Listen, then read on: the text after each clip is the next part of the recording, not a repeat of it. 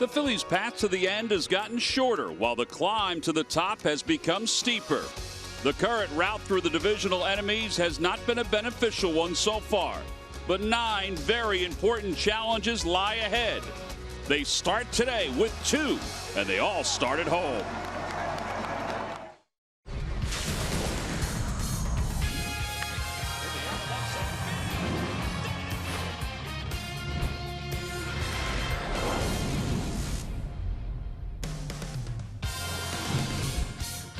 It has been an eventful 36 hours here at Citizens Bank Park. The grounds crew has continued to work after last night's field was deemed unplayable, but the finishing touches on today's field are being made as we speak. NBC Sports Philadelphia, home of the Authentic Fan, presents 2 games today, the Nationals and the Phils. All right, so the standings of the National League East look like this. The Braves won again last night, so that means they've won their last 3 on the West Coast. They are now 5 games up over the Phillies and 8.5 up over the Washington Nationals. The remaining schedule for the Phillies includes these 3 against Washington. The Marlins come in and the Mets come in. And then, of course, the big games, 7 against the Braves, sandwiched around 4 against the Colorado Rockies.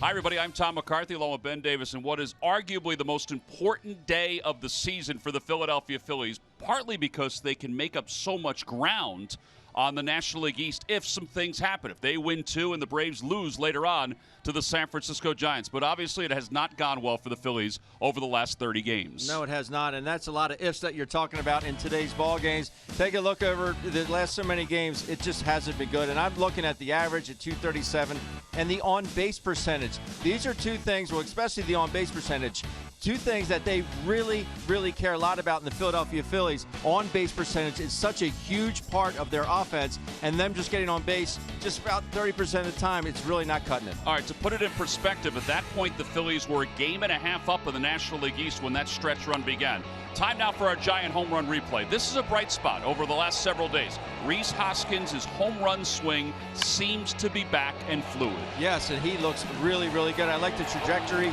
on these home runs, all bullets to left field. He's getting his foot down on time and trying to help this offense. Now, if the other guys around him don't start hitting a little bit more, you wonder how many pitches Rhys Hoskins is going to get. All right, so Rhys is batting second in game number 1 of this doubleheader. Now, we mentioned this the other day. His 30 home runs is the first time since Ryan Howard did it back in 2011. Howard did it in 10 and 11. He actually did it in 2009, but he had a whole bunch of guys helping him out. I mean, just remember back to the power numbers of that 2009 team. 4 different guys had 30 home runs or more. The Phillies are hoping for a little offense much like that. Plenty of time to visit the Majestic Clubhouse stores. We get set for 2 games today. The first one features Eric Fetty and Nick Pivetta. We'll get to lineups and first pitch when we return. Phillies baseball is brought to you by Xfinity, the fastest internet in Philadelphia. By Toyota, tested, trusted Toyota. Let's go places. By Citizens Bank, official bank of the Phils. Visit citizensbank.com. By Coca-Cola, taste the feeling. And by Independence Blue Cross, live fearless. Learn more at ibx.com.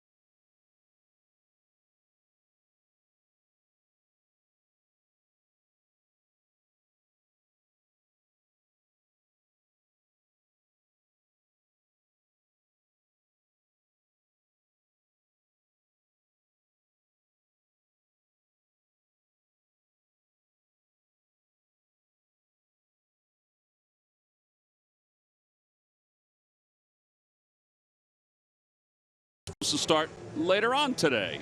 He starts game number 1. Jake Arrieta will start game number 2 here at Citizens Bank Park. Let's take a look at the Nationals lineup. It's brought to you by Xfinity, the fastest internet in Philadelphia. Adam Eaton leads it off in right field, then Trey Turner, then Bryce Harper, who was the National League's Player of the Week.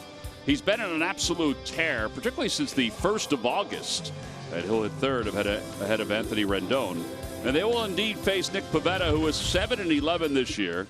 And he's got some demons to conquer, Ben, because he's had 2 really bad outings against the Washington Nationals. Yeah, 8.2 innings pitched, 15 earned runs this season. We know about the explosive fastball and the put-away capabilities he has. He just needs to be a little bit better against these Nats. And the Phillies do have a thicker bullpen today, so they will have probably a shorter leash on Pivetta going into this ball game. First pitch to Adam Eaton. There's a fastball in there, and we're underway in the count 0-1. 65th game for Adam Eaton as the leadoff hitter. His last 20 games are better than his previous 20. 1 ball and 1 strike. Dave Kapler and the Phillies announced that 3 additions, 3 starting pitchers were added today before the ball game. 1 ball and 1 strike. Outside 2-1.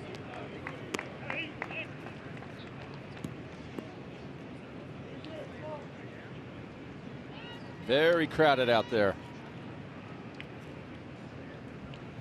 2 balls and 1 strike to Eaton. And he fouls that one off his foot. That'll hurt for 18 innings. Yeah, it will. 2 balls and 2 strikes to Eaton.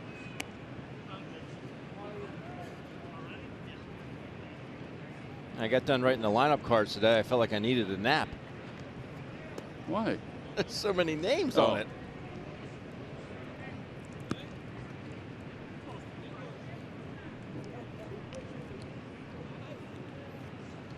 Eaton will be followed by Trey Turner and Bryce Harper. And a fastball just a bit high, 3-2. Bruce Dreckman is the home plate umpire. The pitch was awfully close. Hunter Wendelstedt is the first base umpire. Bruce Dreckman keeps looking over to the Phillies dugout. Fouled away. It remains 3-2.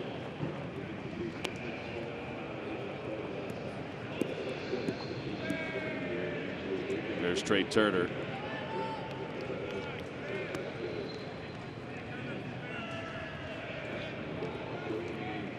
Three balls and 2 strikes.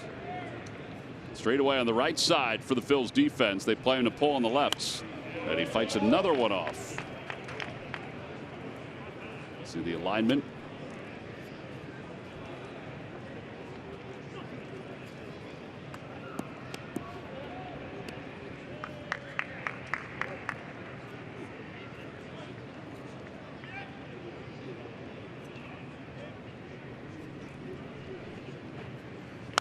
Another one fouled away. Well, this is not helpful when you have 18 innings ahead of you. No.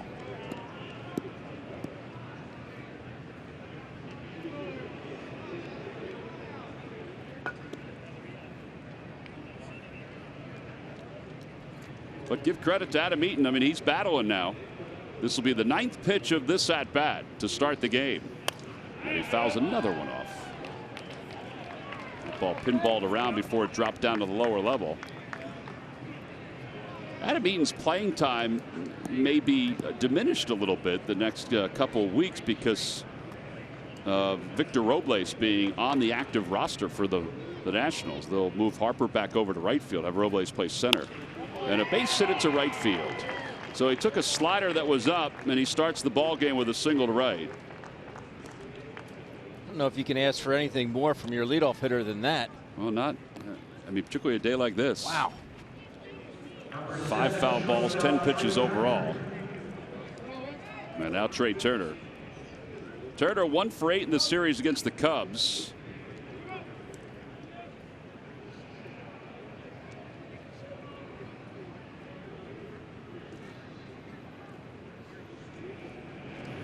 And a fastball at the knees, and it's 0-1 to Turner.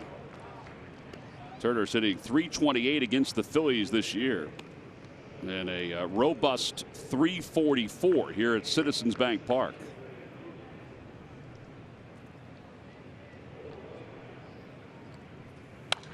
Fouls it away. 0-2.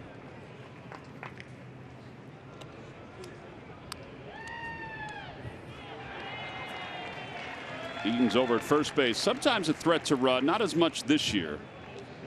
6 for 7.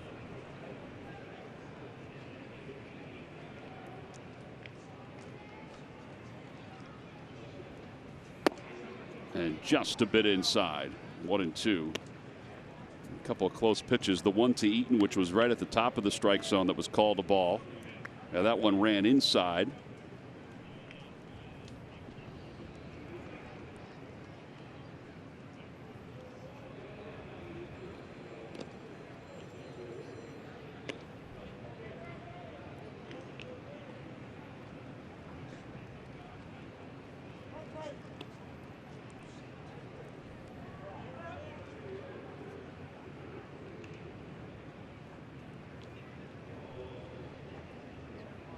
Eaton's dancing off that first base bag, so Pivetta steps off. There's been so much work put in to dry up this infield. In fact, the work was completed probably about a half hour before the game. There's a one hopper. Cesar to second for one, over to first. That's a 4-6-3 double play, and that is big. Very, very useful. And the ball needs to be hit hard if you're going to double up Turner because of his speed. Yeah, think about how hard that ball was hit, and they just got him at first base. Hit so hard that Cabrera had a tough time getting to the second base bag. Good piece of hitting there, but right at Cesar in the flip. See Cesar, or Asdrubal not even in the picture yet. Got him on that last stride to the first base bag. Cesar looked like he had no problems at all with the infield dirt on that.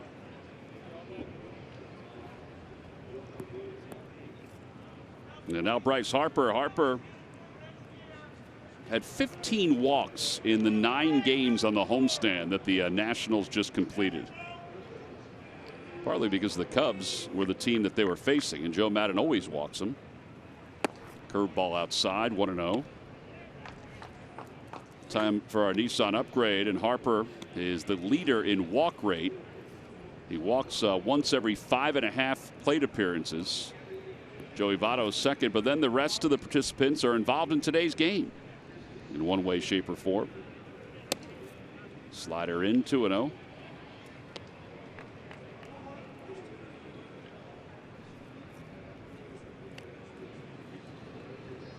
Did you have any doubts that Bryce Harper would put together a solid year after the start that he got off to?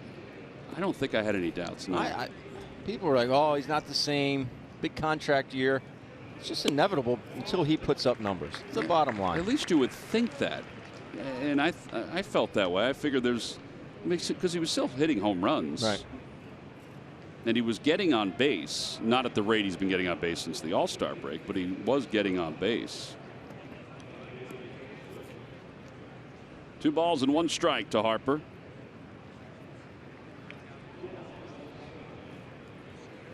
And he shows bunt. That looked like a pretty good pitch. Sure did. 3-1.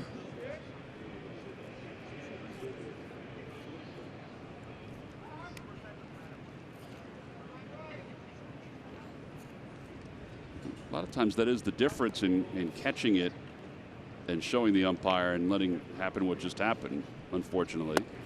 Fastball inside, ball 4. So Harper draws a walk. Yeah, that brings Anthony Rendon to the plate, who is no walk in the park. Rendon having a solid year, 298, 19 homers, 71 runs batted in.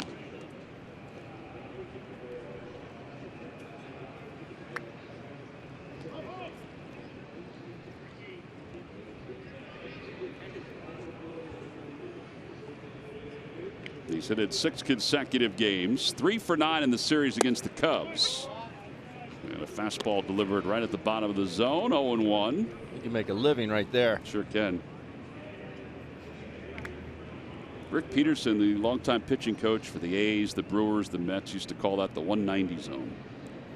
He used to put a string down in that area. So you hit that string, they're not going to hit it. No. And it'll be a strike. 0-2. So Pivetta works ahead of another hitter. makes Rendon such a good hitter. You see when he's done his swing there, the balance that he has in the batter's box is just, he's not falling over. He gets his foot down on time. I mean, he just could have tried to push him over and he was done that swing. He wasn't going anywhere. Harper goes, pitch is fouled. And it remains no balls, 2 strikes to Rendon. I think Jorge had a chance if he was given the chance to throw Harper out.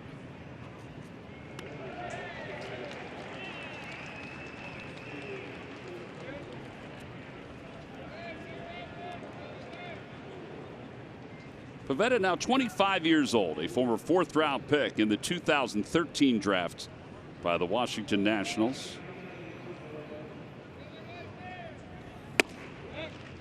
Bit high, 1-2. Should give you some sense of how the track is out there. I mean, Harper off and running. Seems like everything is firmed up a bit. Yeah, and even the ball, the one hop, I know it was a one hopper, but the ball hit to Cesar. It didn't look like he had any issues with it. It looked like it took a true hop.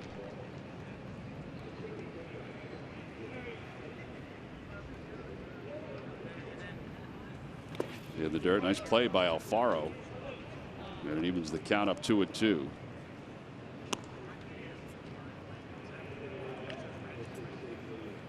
Braves play 1 game later on. This is the biggest lead that they've had in the division. Their 5-game lead over the Phillies is the largest lead of anybody in the National League. Not so much the American League. Another one fouled away.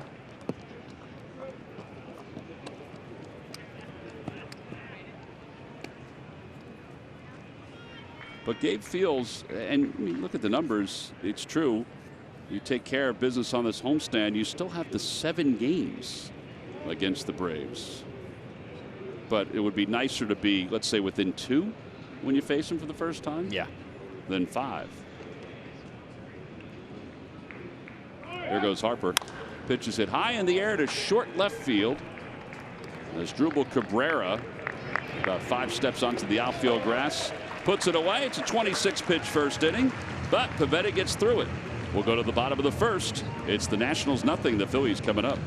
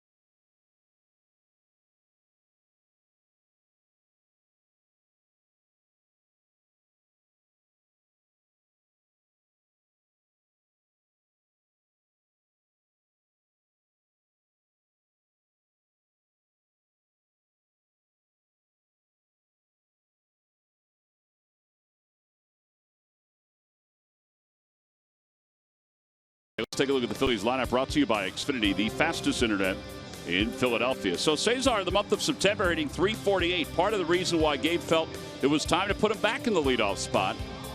Said his swing and the ball jumping off his bat is kind of the way it was early on this year. Justin Bour's at first. That means Santana starts at third base. They will face right-hander Eric Fetty, 25-year-old from Las Vegas. 1-3, an ERA of 6. He's making his 2nd start since coming back off the disabled list. His numbers in the minor leagues were not good. You'd look at the batting average against. Righties got reverse splits. Righties actually hitting better than the lefties, but the batting average against way up there. 3-4 with a .429 in the minor leagues this season. Does have a good arm. So Cesar leads it off. The 125th game for Cesar Hernandez as a leadoff batter. Overall, he was 8 for 20 on the road trip. Had a first pitch in there, 0-1.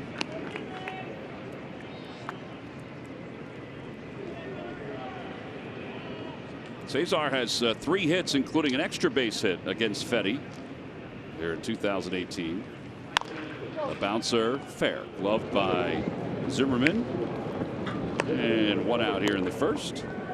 And that brings Rhys Hoskins up.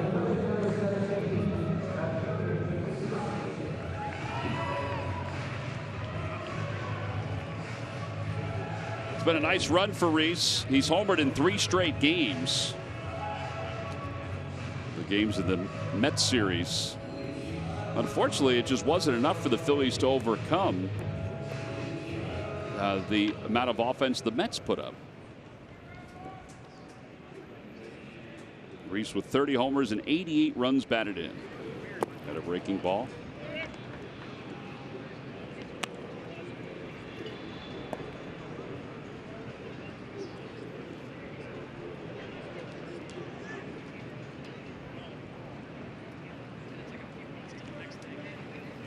Outside, 2 balls, no strikes. Fetty was on the disabled list for 60 days with right shoulder inflammation. An injury that was first diagnosed on the 5th of July. Fly ball to right field. It's not deep. Adam Eaton is in.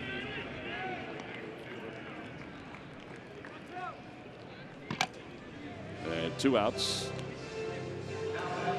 Rhys provided us with our Geico quote of the day after the Mets series. On the positive side of things, we are still well within striking distance coming down the last 3 weeks. I still think there is good baseball ahead of us, and if we get hot as a team, anything can happen in the last couple of weeks. Well, if 2007 taught us anything, it was that. Yep. There's Bohr. 2007 taught baseball anything, it was that. It was an amazing run. Outside corner, and it's 1-1.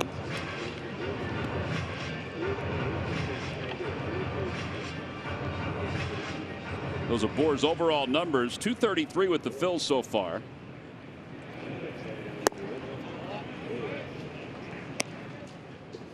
I think Gabe's going to play today, kind of like he played the other day in New York, with Bohr at first base for a few at bats, and then hopefully the Phillies have a lead and he can switch it out.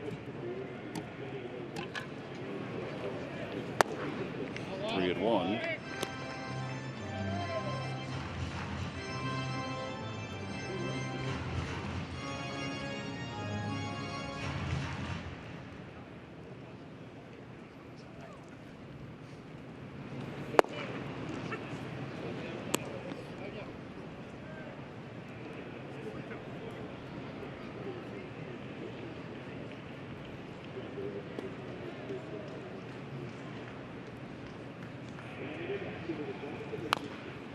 Bohr stays alive. A bouncer to Carlos Santana in the on-deck circle. There was the cutter by Fetty. He throws that cutter about 17% of the time. That wasn't an easy toss by Carlos. That young man made a great play.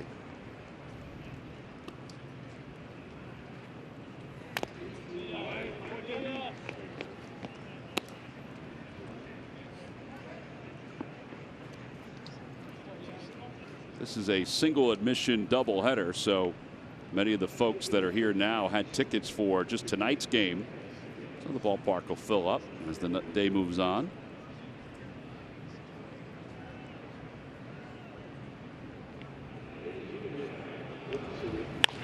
Down the right field line, foul. It remains 3-2.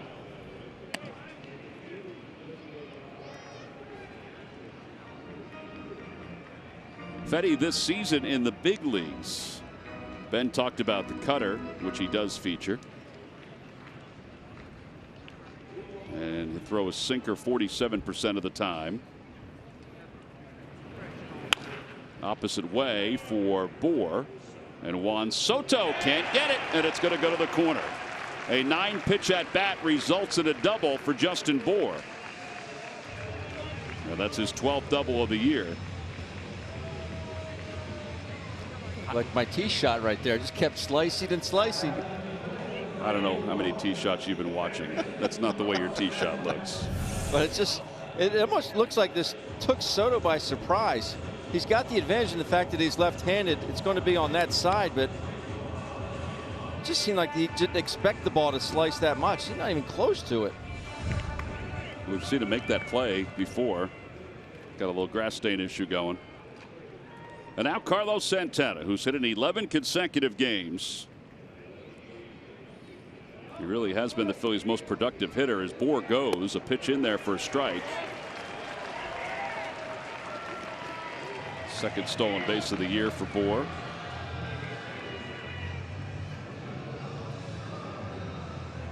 I don't know if Carlos was too happy about that. You think he wanted to swing at that pitch? Yeah, and I think it just kind of caught him off guard. And I kind of looked away in disgust, as saying, "You're already in scoring position." Outside, 1-1. That was a good one to hit. 93-mile-an-hour fastball, middle in.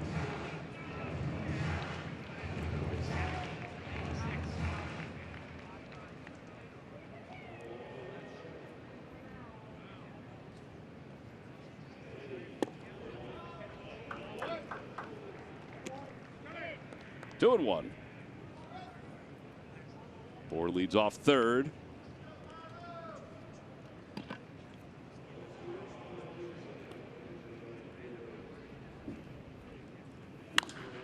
Fouled away, and it's 2-2.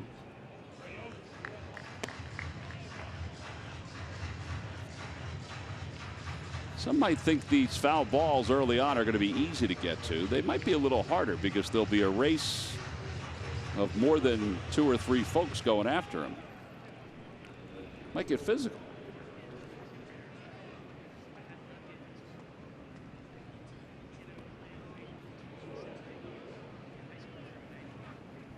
Swing and a miss. The fastball, and Santana strikes out, and the inning is over. No runs, 1 hit, and 1 man left in scoring position. We'll head to the second. Nats nothing, Phillies nothing.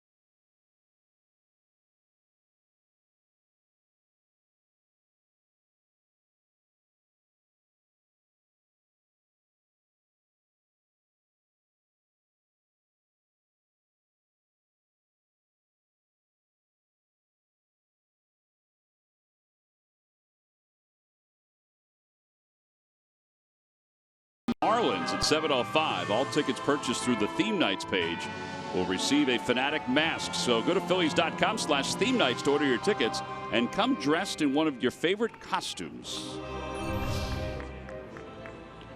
Here's Juan Soto to lead it off.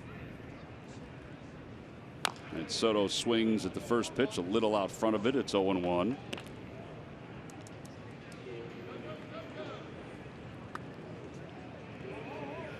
Soto hitting .298. His average is second among rookies. His home run total of 16 is third.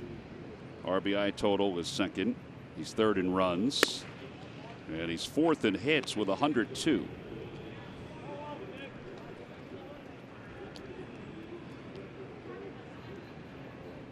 One ball and one strike to Soto.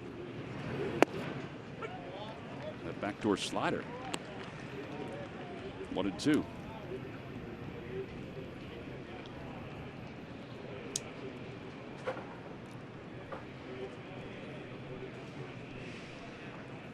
Swing and a miss and a high fastball. That's the first strikeout for Pivetta. One out. Ryan Zimmerman's coming up. Let's check in with Greg Murphy. Murph. All right. Thank you very much, Tom. Well, you showed the picture earlier of the Phillies bullpen, and it is crowded out there. Not a whole lot of real estate for folks looking for a spot to sit in the bullpen. Not much different in the Phillies dugout either, and that is because the Phillies are taking full advantage of that 40-man roster. Take a look here. The roster moves today. Drew Anderson and Yeldelos Santos, Ranger Suarez all have joined the team and are here and available. That puts the Phillies at 39 active players right now on the 40-man roster. The only one who's on the 40-man who is not here and eligible is Aaron Loop, and he, of course, is on the 10-day DL. You look at the other teams, the Blue Jays with 36, a few other teams, Mariners, Athletics with 36 as well, but 39 players available for Gabe Kapler and his team going forward, presumably for the rest of this season with 20 games to play. Yeah, I mean, it's good for those guys, too. I mean, everybody gets a chance to get some service time here in the big leagues. It also extends the options. We mentioned that, you know, he's got the opportunity to bring in some of the starters from the minors in if their starter doesn't go deep in particular games like today. 1 ball and 2 strikes to Zimmerman, and he lays off 2-2.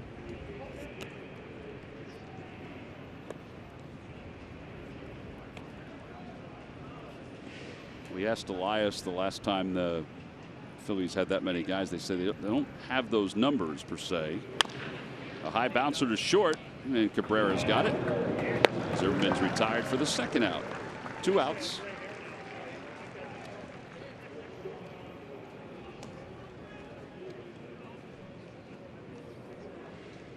Yeah, with 2 away, it'll bring Wilmer Defoe to the plate. There was a lot of that going on last night. I got to tell you, with all the issues that the field had over the weekend, and everybody knows that it rained from Friday to Saturday way more than anybody anticipated. Grounds crew, I mean, they worked their tail off to get this place ready for this game, for this doubleheader. They worked hard last night to try to get it playable, just that Mother Nature wasn't really cooperating. I mean, literally, they put the finishing touches on this field. It didn't look like this morning. They put the finishing touches on this field about a half hour before game time today. 0-2 to Wilmer Defoe.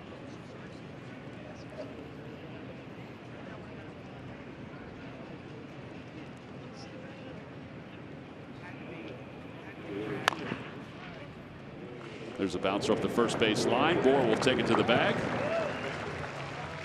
3 unassisted. And a 1-2-3 second inning. Just 12 pitches for Nick. We'll head to the bottom of the second in a scoreless game.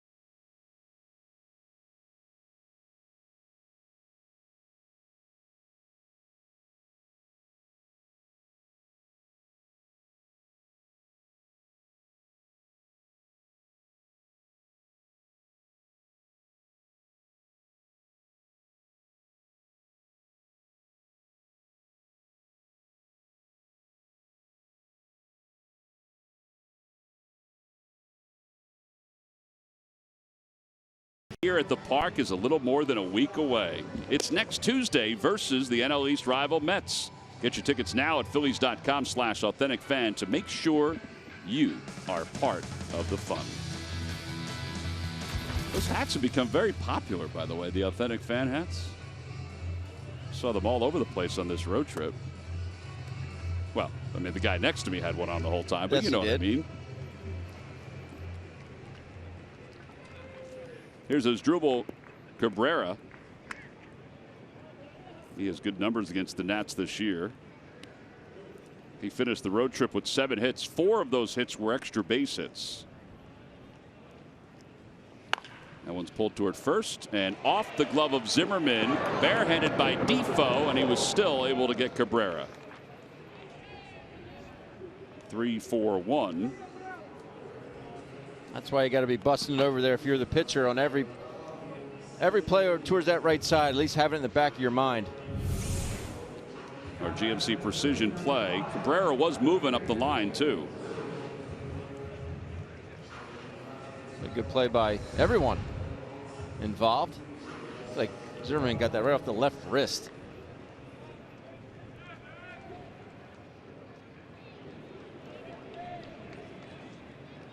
Nick Williams now the hitter. Outside to Williams.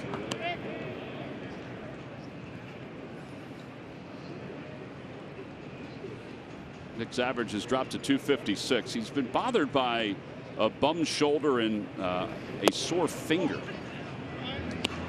So he's been trying to battle through that like a lot of people have at this point in the year. You're battling through some injuries. Murph's back was bothering him today. He was battling through that. Long season. 1 ball and 2 strikes. It was. The Reverend Larry Anderson was battling through some jet lag, right? That's right.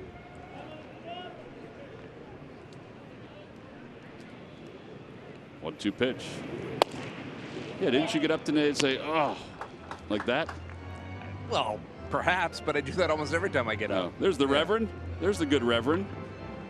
You came in with your shirt on inside out today. I did. I did.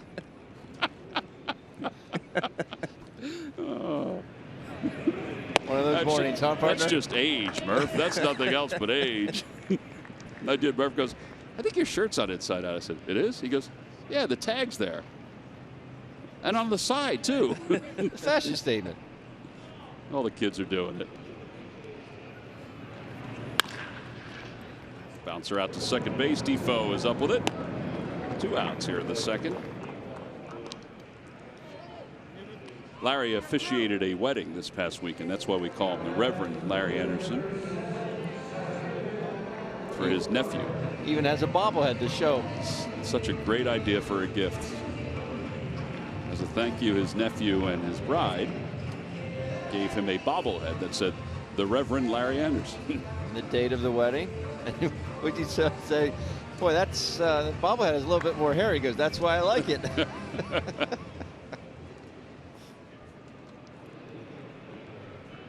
Odubel now the hitter. And it's 1 ball and no strikes.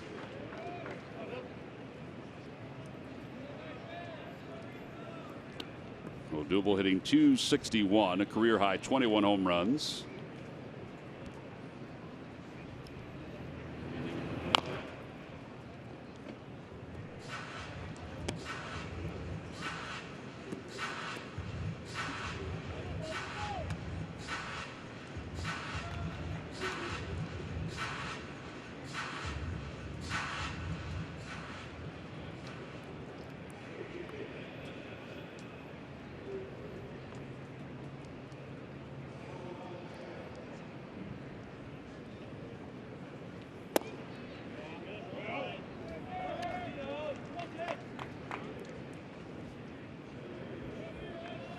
Fetty has battled a couple injuries the last few years. He's had the flexor tendon issue and the shoulder issue. So they've been working with his mechanics. They continue to work with it because sometimes that is the most preventative way for a pitcher to stay on the mound.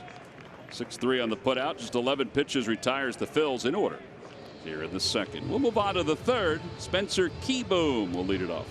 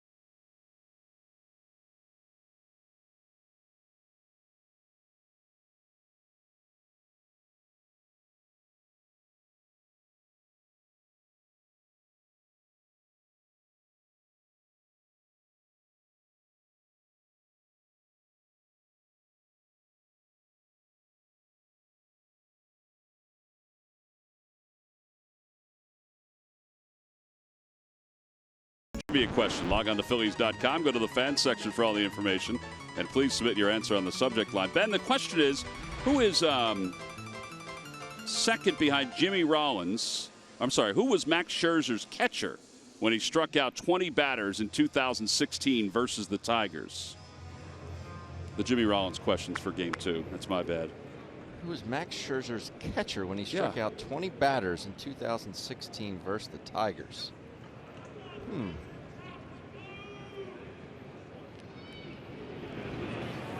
First pitch to Keyboom. It wasn't Spencer Keyboom, just so you know. I think I have a good idea.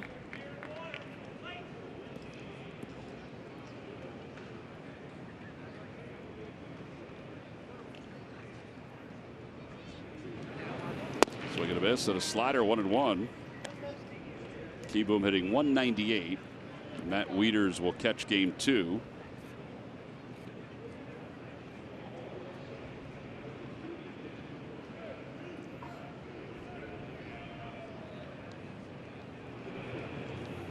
Fastball, and it's 1-2.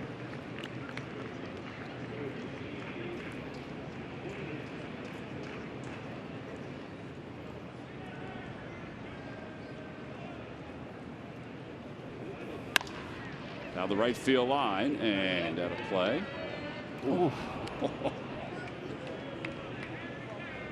It was a nice effort. He took a couple people out when he went after it, but it was a nice effort. Nice gesture by that gentleman.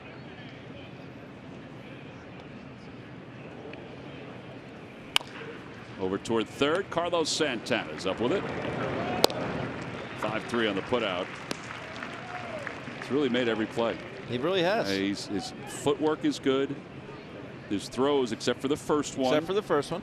But, you know, Bohr was able to handle it. I mean, he's done a really nice job playing a position that he'd only played a couple dozen times in his major league career before this experiment. He's got good footwork. He's getting himself into a good position from the bottom up. Footwork is such a key for infielders.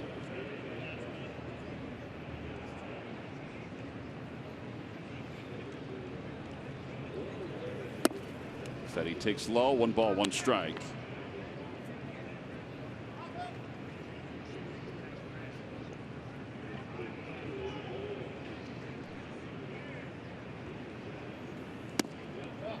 Outside.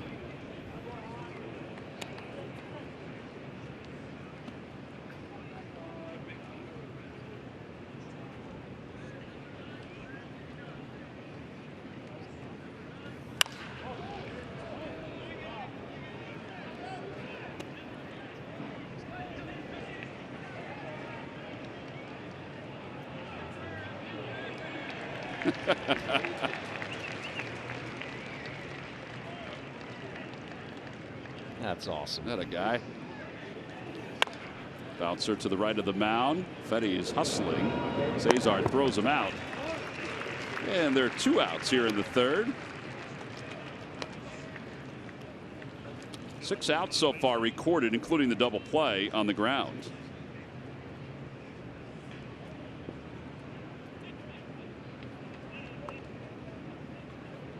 Stick around, young man. You might get one yourself.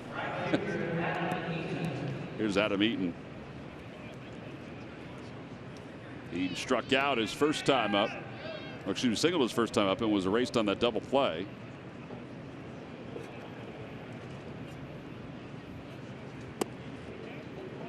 Backdoor slider just missed outside.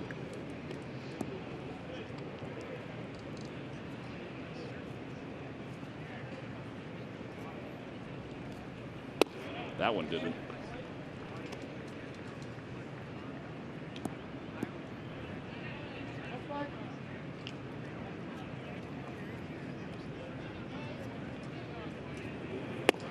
Good pitch. That was a 96-mile-an-hour fastball. You can put Eaton away. Obviously, his first at bat saw 10 pitches and singled to right.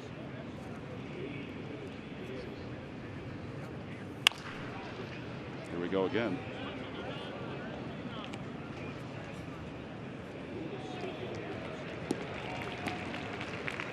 That went right into his breadbasket. Yeah, they didn't even move. Nope, did not flinch. That was the curve, and it evens it up 2-2.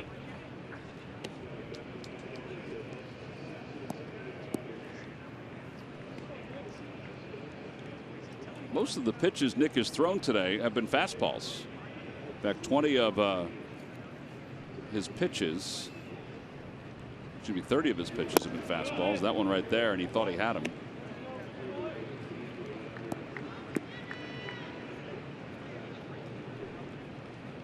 %68% of the time he's throwing a fastball.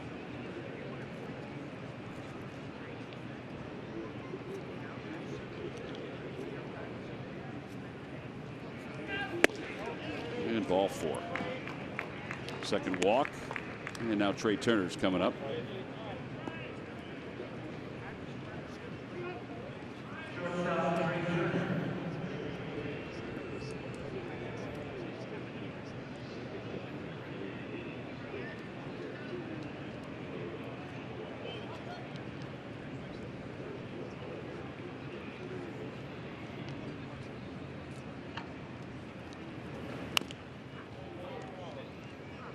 Better stop eating out there at first base. Had a running lead right there.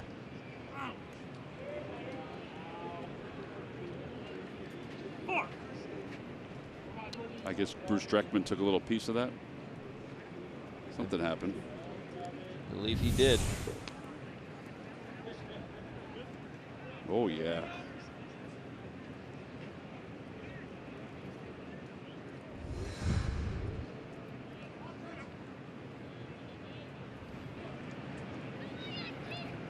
Wasn't his first one.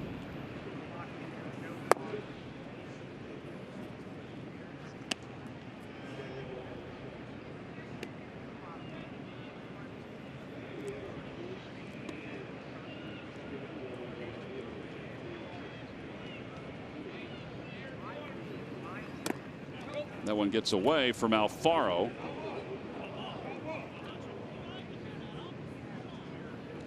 And now the Phillies bench is wondering if that was a foul ball or not.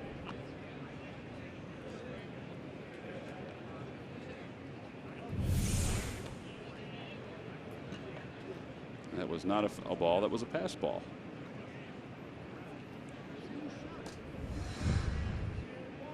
Oh, did they just call it a strike?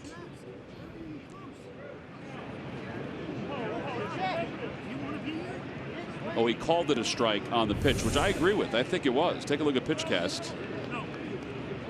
I mean, it's at the bottom of the zone. Yeah. He hasn't called it for the first couple innings, but that's at the bottom of the zone. So it's 1 ball and 2 strikes to Turner. But there's a runner in scoring position. Leave him out there. Infielders knock it down. That one's off the mask of Alfaro.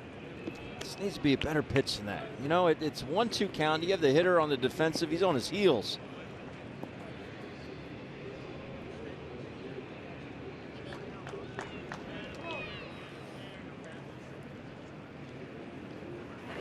Fastball hit out to center, playable for Odubel. It's not deep. And the inning is over. No runs, no hits, 1 man left. Pavetta's allowed 1 hit through the first 3. We'll move on to the bottom of the 3rd. Nats nothing, Phillies nothing.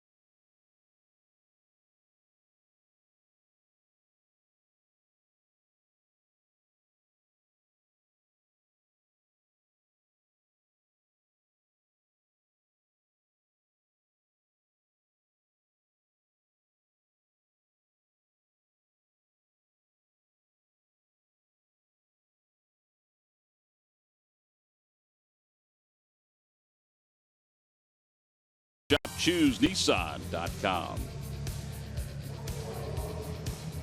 Hello, Ben Davis, Greg Murphy. I'm Tom McCarthy. Game 1 of 2, straight doubleheader, single admission. Phillies and the Nats scoreless.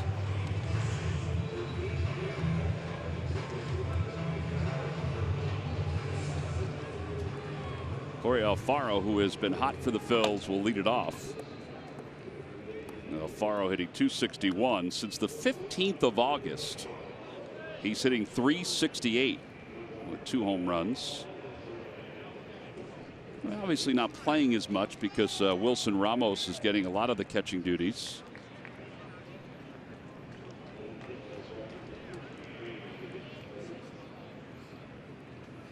Got a fastball in there.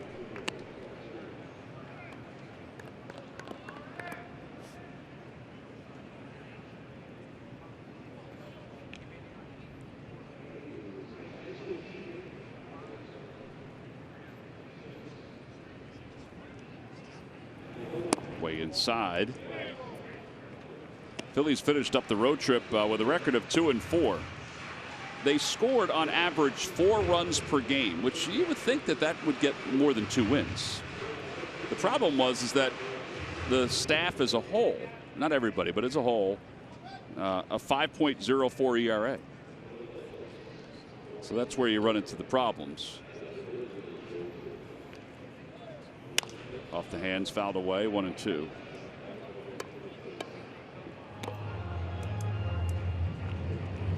This season series between the Phillies and the Nationals has been fairly even. I mean, across the board. I mean, each team has 8 wins. Each team's pitching staff has an ERA of around 4.8. Each team has hit basically the same home runs. The Nats have 1 more. Or I should say, the Phillies have 1 more. Outside, 2-2. Here are those numbers. Phillies have less runs, 1 more home run.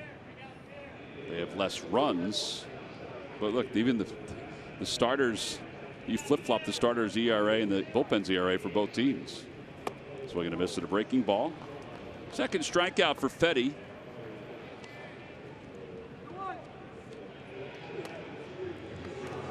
And 1 out. That's a good breaking ball. Yeah, it's one of the first curveballs we've seen out of Fetty today. Not a whole lot. It's predominantly fastball cutter.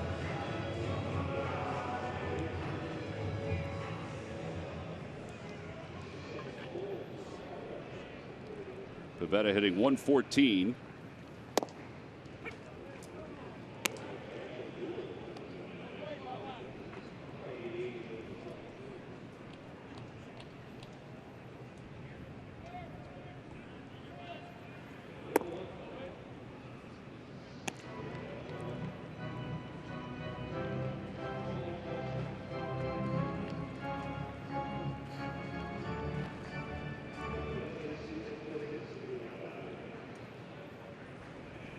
Outside, 2-1.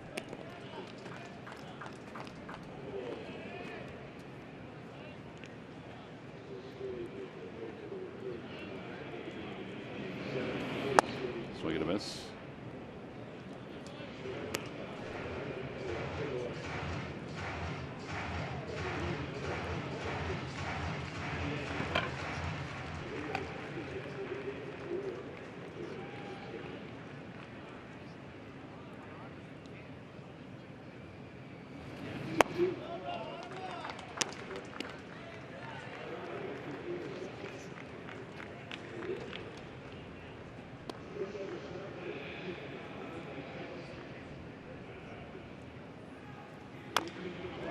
And Pivetta fouls it, and it remains 3 balls and 2 strikes. The Phillies right-hander. Fetty's first start since coming off the DL. He went 5 innings against the Cardinals, allowed 4 runs and 4 hits, 7 strikeouts. Nick fouls another one off. Was that a strike? You just said.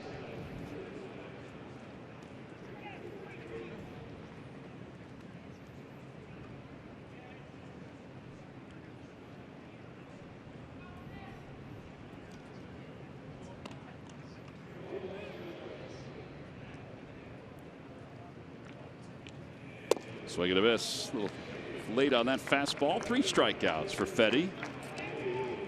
And Cesar's coming up. The French Quarter is back. The new cheering section that brings a little slice of home for Aaron Nola to Citizens Bank Park. It's located in sections 108 and 109. And Nola's next start will be tomorrow. Purchase your tickets now at Phillies.com/French Quarter to join the fun.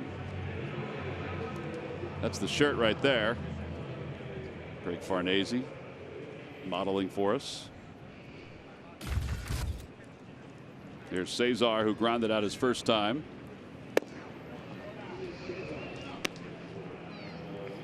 If we put a camera on Greg right now, he would model for us.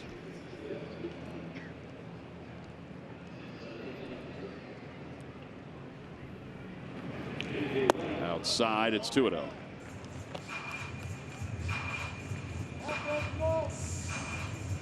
Bruce Dreckman is still looking at that wrist. He'll be off game 2, so hopefully he can finish up this one. Might see a trainer come out and tape it up, maybe stop it from swelling.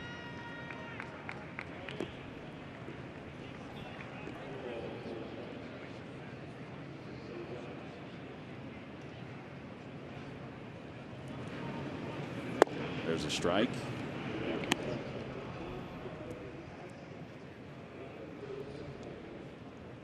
We told you he can model anything.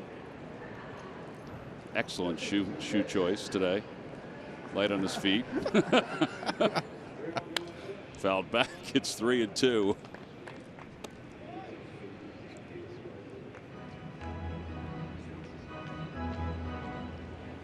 Boy, Matt got over there fast, didn't he? Yeah, he did.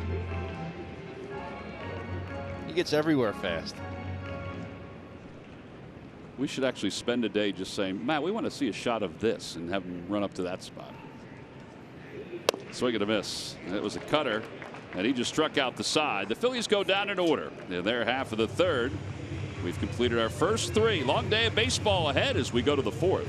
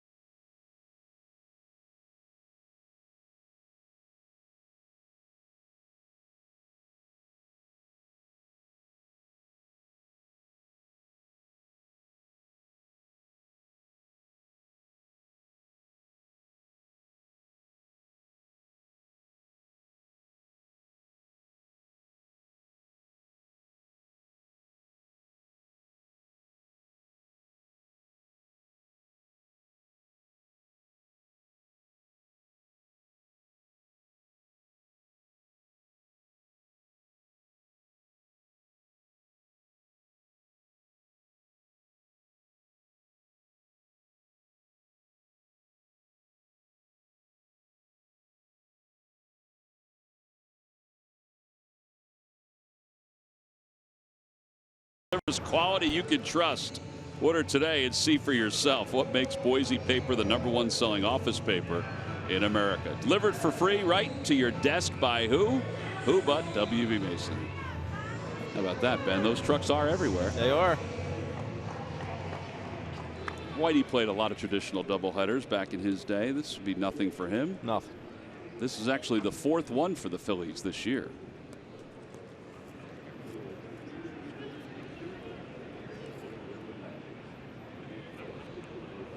It's the 3rd one here at Citizens Bank Park. All 3 coming after the All-Star break as Harper takes upstairs.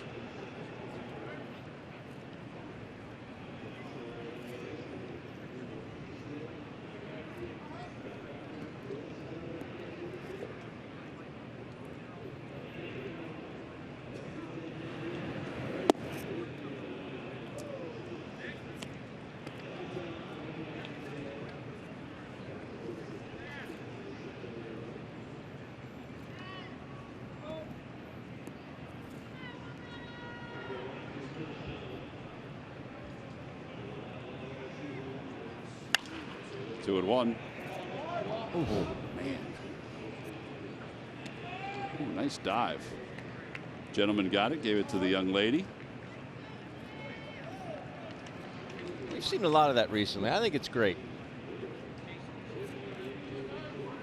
Older folks giving to younger folks. Yeah.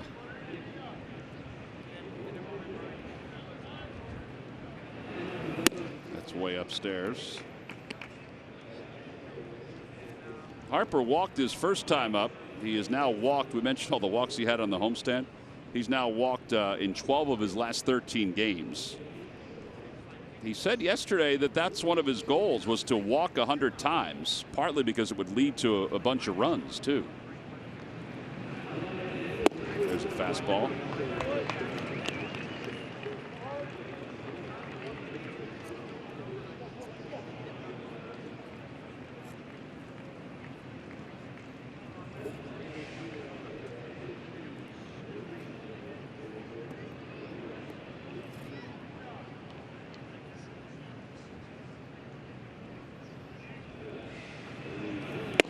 And just missed outside.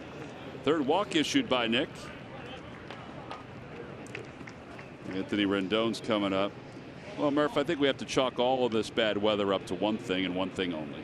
What's that, Tom? The Washington Nationals. Yeah, I think you might be onto something. They have had what I guess you could say a very frustrating or interesting last couple of days. If you go back to last Thursday, they were scheduled in Washington to start a 4-game series against the Cubs. The Thursday night game went off without a hitch. On Friday, they were rained out. Then on Saturday, they played a doubleheader, but that doubleheader was delayed a couple of times because of rain. They didn't finish until mid-morning, somewhere around 1:30, 2 o'clock in the morning. And then they came back Sunday to play their Sunday afternoon game. That game was delayed for hours and then finally canceled. They have to go back on Thursday to play the Cubs in Washington. They come up here to Philadelphia, and we all know what happened last night as well. All in all, they had about 10 hours and 58 minutes of rain delays over the last few days, and only 6 hours and 15 minutes of actual baseball time. So that's a frustrating couple of afternoons and evenings for the Washington Nationals. And yeah, why not? Let's assign blame there. That's exactly right. Rightly so. Not Mother Nature. Nope. Not the tarp. It's the Nationals. Another throw over.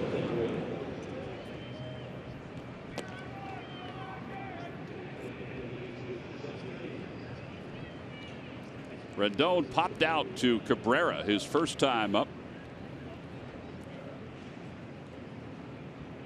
Phillies do have bullpen action behind Pivetta.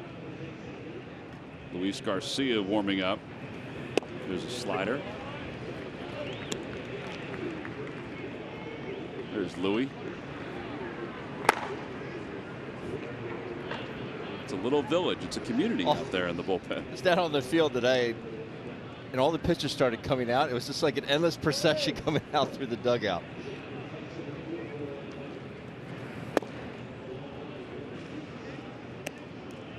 We mentioned that there are 3 additional starters that are out there. Enyel De Los Santos being one, Drew Anderson being another, and Ranger Suarez being the third. All just finished their AAA season.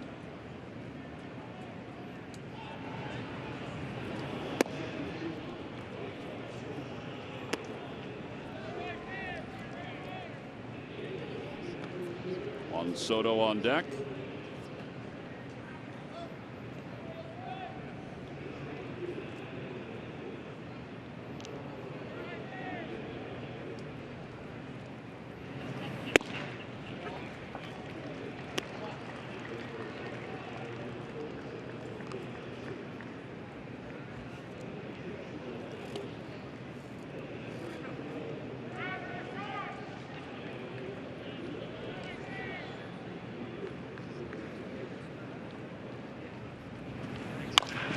To the left side. Santana has it to second for one. Over to first. Not in time to get Rendon.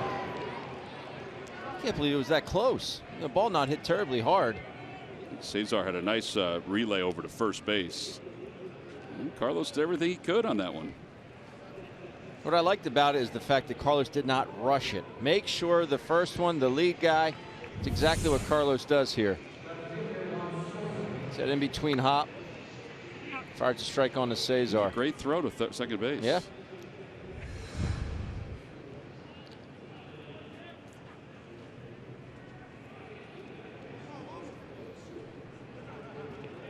Soto struck out his first time to the plate.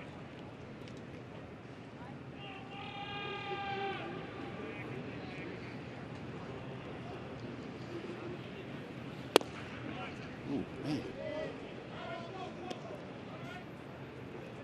Seen Harper go to some sunglasses. Now Soto wearing some sunglasses as Luis still gets loose down the Phillies bullpen.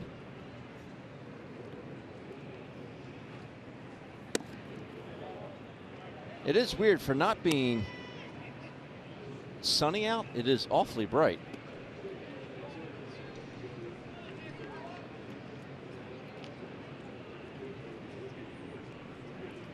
Two balls, no strikes. 2-1.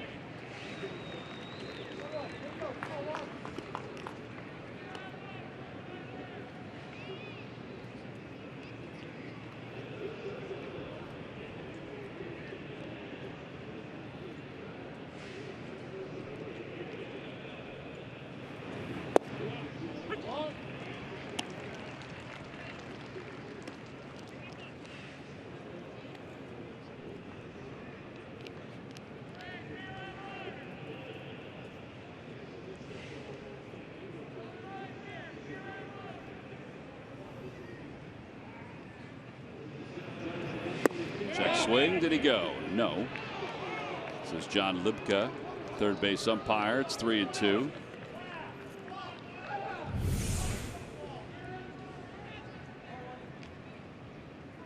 He did indeed check it.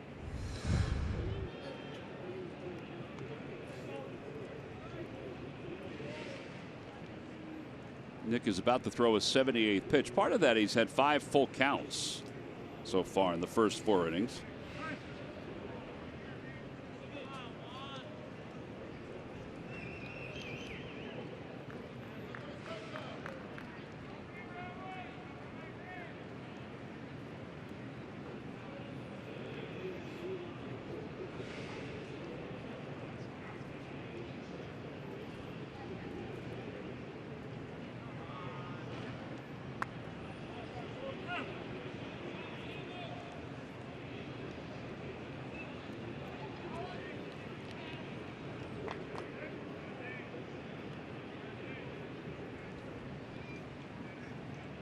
Runner goes. Pitch is hit to the right side. Cesar flags it down. 4-3 on the putout. Rendon gets the second. They had 2 outs here in the 4th.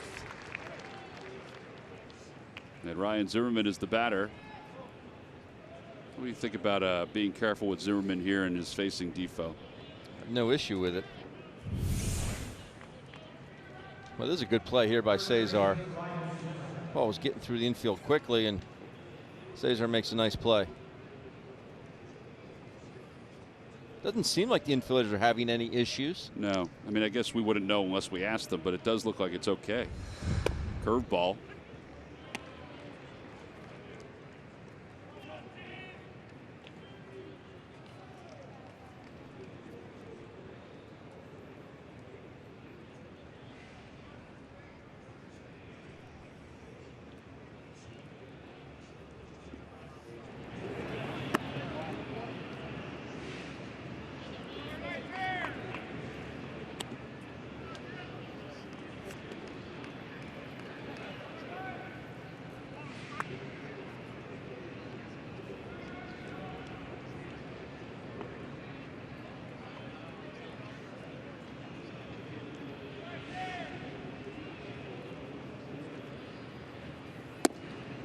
A little low. 2-1.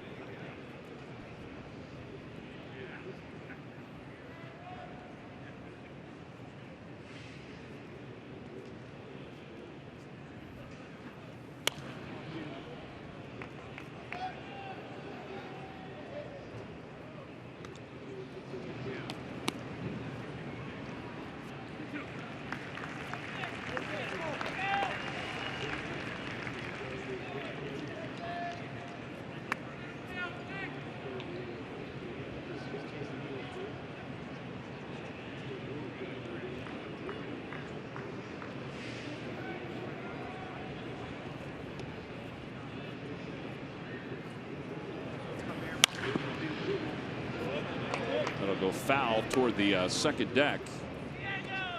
And then ricochet down.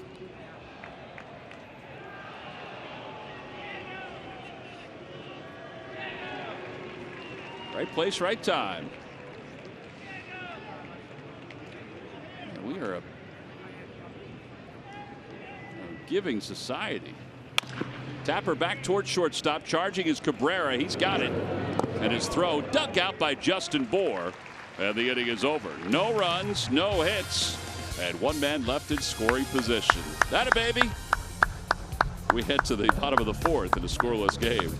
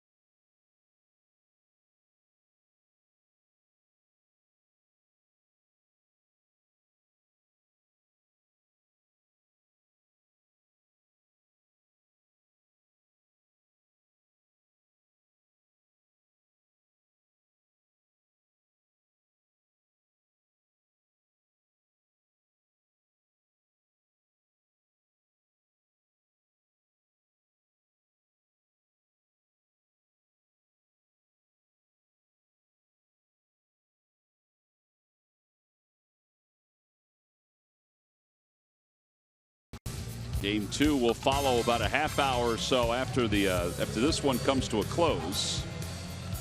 It'll be Jake Arrieta against Tanner Roark. Phillies one hit today. Same with the Nationals in this first game. It'll be Rhys Hoskins, Justin Bohr, Carlos Santana. It's really easy to overstate things at this point in the season. I mean, obviously, when you're 5 games out with 20 games to play, it's even easier to overstate things. But this is a big day for both of these teams if they think they have any chance to catch the Atlanta Braves, which I think both do. Phillies more so than the Nationals. Now, a lot has to happen for it to be the best case scenario, but the best case scenario is a doubleheader sweep. And, you know, I know you look at one game at a time, but doubleheader sweep and a Giants victory later on against the Braves, even though Fultonevich is going for Atlanta. And then you're 3.5 games out. Now, if you lose both, well, it's detrimental. Yeah. Inside 2-1. But you're absolutely right. And just go out there and take care of business today. See what happens later on in the Giants and the Braves game. Yeah, and I know everybody knows that. Because everybody's looking at the standings and looking at the scoreboard. They know what the Braves did last night. Foul tip 2-2.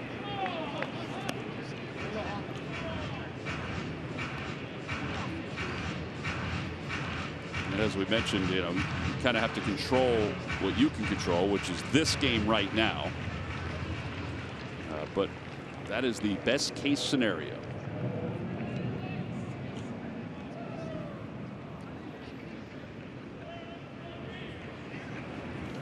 Swing and a miss.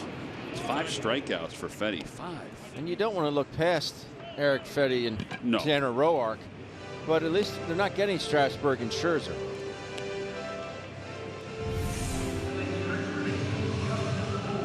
He really likes his two-seamer running in there underneath the hands of Rhys Hoskins. Tomorrow is Strasburg against Nola, but you're saying not getting both of those guys today. Here's Bohr. He doubled. That's the only hit for the Phils, only base runner through the first 3 and a third.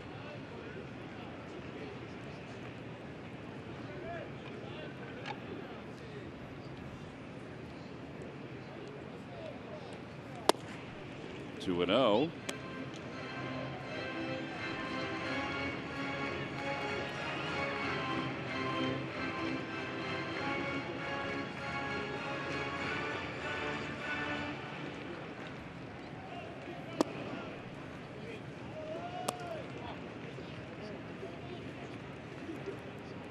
Boy, you wonder if he'll green light here, and if he can get something, a cookie that he can drive.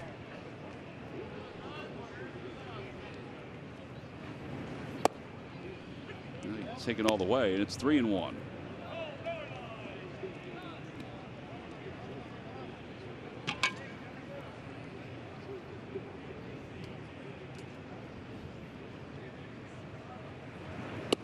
Inside ball 4. A 1-out walk for Bohr, and they're going to pinch run for him. Jump to the head of the line by placing a deposit for a 2019 season ticket plan. By placing a deposit, you will be able to secure your plan and seat location prior to the official on-sale date.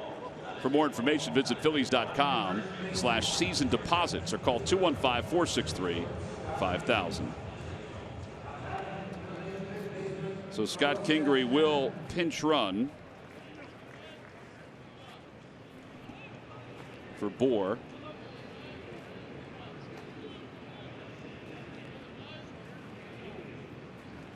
It's the same pattern as the other day in New York, and we asked Gabe, you know, if he has a set plan. He said, no, it's more of a feel. He said, it's a feel for what I think we need at a particular time. Now here it might mean I need a stolen base or I need a quicker base runner. And then Kingery will come on to play short, as Struble will play third, and Santana will move from third to first. One out, you're hoping that Carlos gets a ball in a gap, extra base hit to allow Kingery to score all the way from first base, where Bohr would not be able to. But that one's pulled out towards second. Turner to the bag for 1, off balance throw in time. And that's a sharp play. 6-3 double play. If you ever wonder how you do it with the shift, well, that is the ideal way to do it with the shift. No runs, no hits, and nobody left for the Phils. We'll go to the 5th.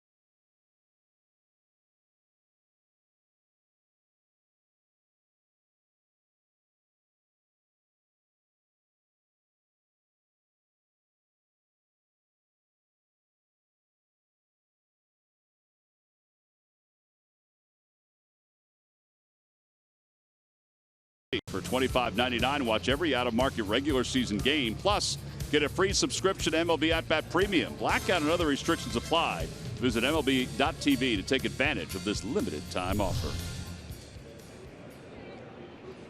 We go to the 5th inning, and Wilmer Defoe leads it off against Nick Pivetta.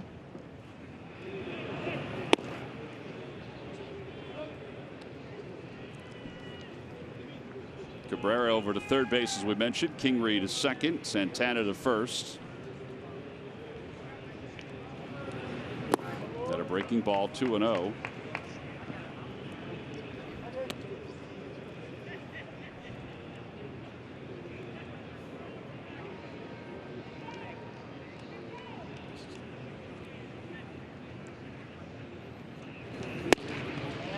There's a 95-mile-an-hour fastball. Right on by Defoe. Right on by him.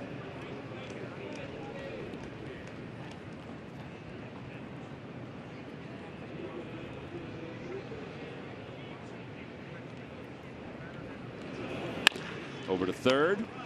And Cabrera throws out Defoe.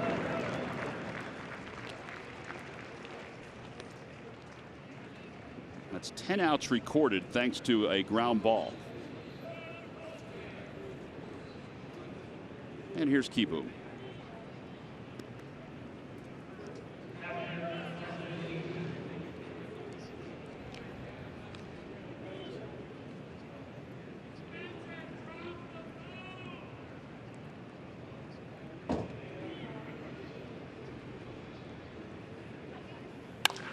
That ball's hit well.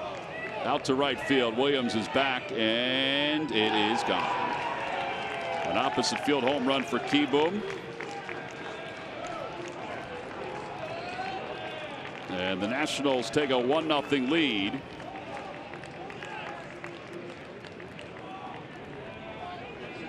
And that's his first major league home run. He only had one plate appearance last year. And this year hitting just 198 coming into the ball game. And he fires one the opposite way. It doesn't get out by a lot, but a homer's a homer. Right on top of the railing.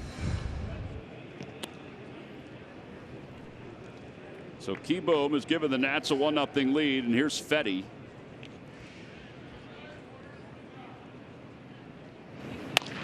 To the right side, past Santana, and Fetty is aboard. And I think that's Eric Fetty's first major league hit. Bench is calling for it. Oh boy.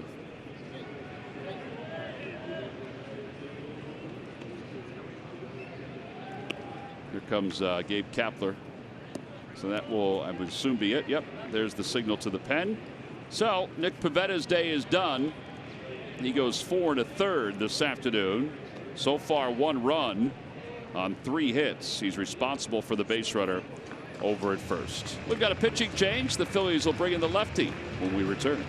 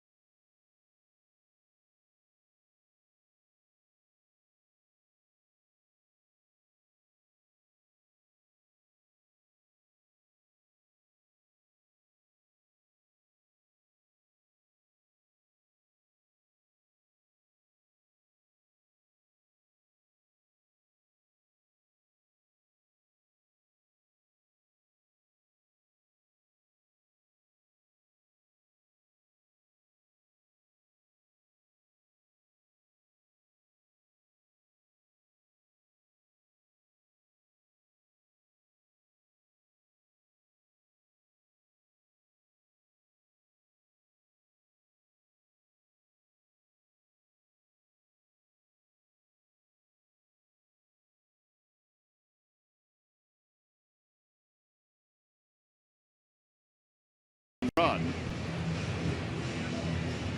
Exit velocity was 97.6. Very high launch angle. Didn't seem that way, but it was. Pivetta only allowed that 1 run. And now he'll hope that Luis Avilan in relief can get Adam Eaton. And then Luis Garcia would get Trey Turner. I think anyway.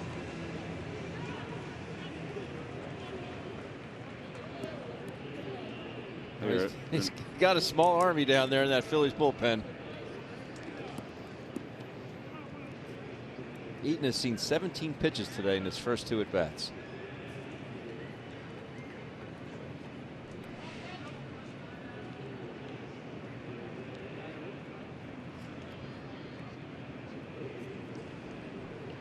Eaton so far has singled and walked with those pitches. There's a first pitch strike, and it's 0-1.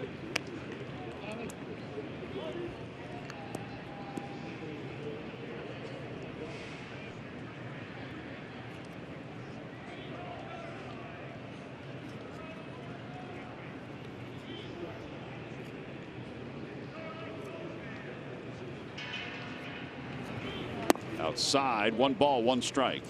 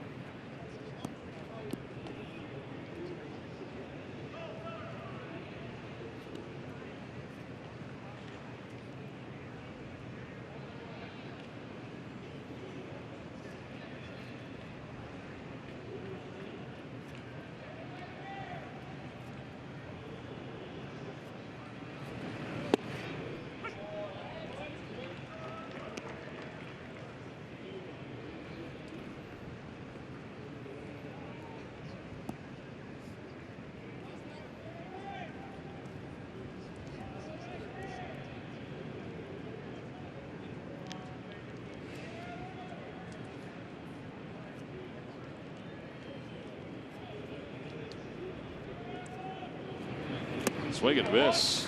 He was way out in front. There are 2 outs. And I believe Luis Garcia is going to come in to face Trey Turner. Yes, he will. So Gabe Kapler goes back to the bullpen after Avilan is able to record the 1 hitter he faces. And he will be available for game 2. I think I'm going to have to start writing some extra lines in this. I think that would be appropriate. We'll be back with Luis Garcia against Trey Turner right after this.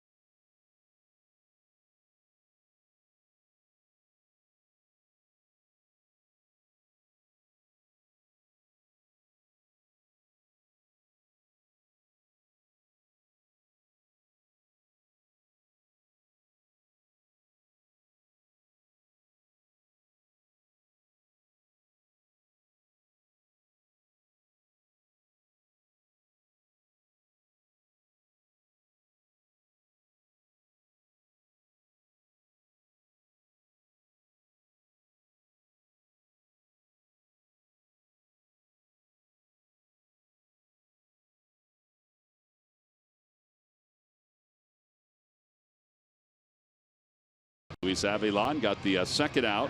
Nick Pivetta got the first one. And now Luis Garcia is going to be charged with getting the final out. Garcia 2-1. Hasn't been the year that Luis had hoped for. Just a lot of base runners.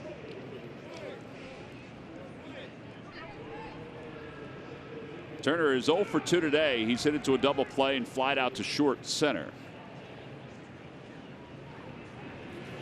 And a fastball just a bit in. Fetty's been taking one stroll after another off the first base bag.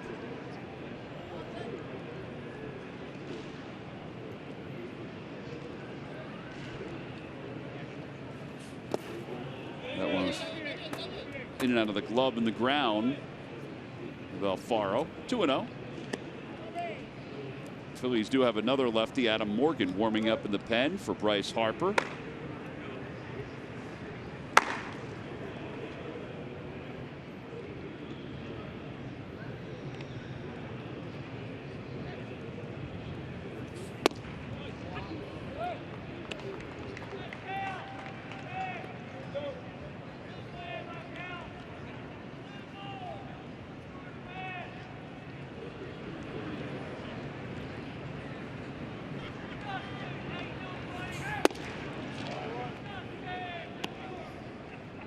He's got such good stuff, but this is the issue with Luis this year, I think, is, you know, too many counts where it's 3-1. Yeah. And then he gets hurt because he's got to try to get a strike over the plate.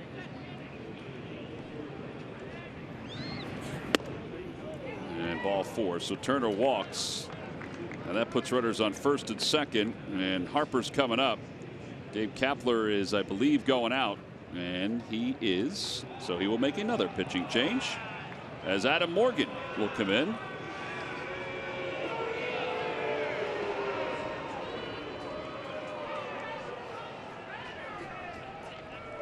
So Morgan will come on to face Bryce Harper. Another pitching change here at Citizens Bank Park. We will be back right after this.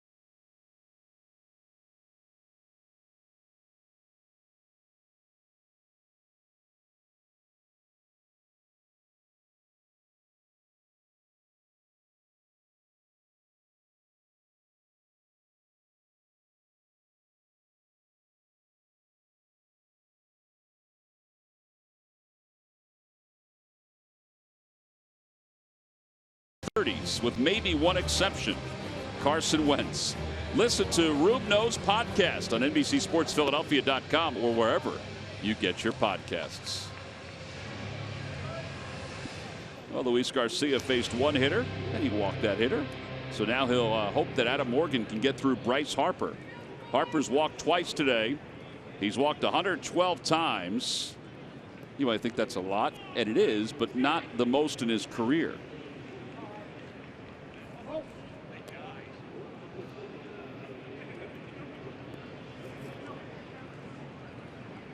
Today is the 29th game this season where he has walked multiple times.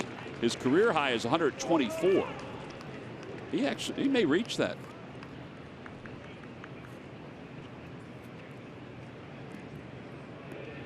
They have 19 games left. He very well could reach that. Yeah.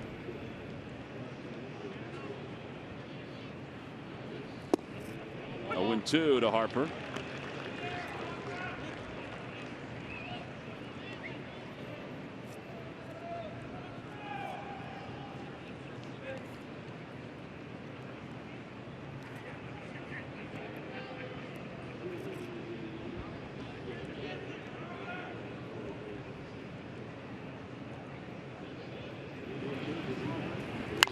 one's pulled to right field and in for a base hit. Rounding third and heading for home is Fetty. To third is Turner. Strong throw in by Williams, and Harper is out at first base. A run does score, but Nick Williams and Scott Kingery did not give up on that play. And that wraps up the 5th inning. 2 runs on 3 hits and 1 man left. We'll be back after this.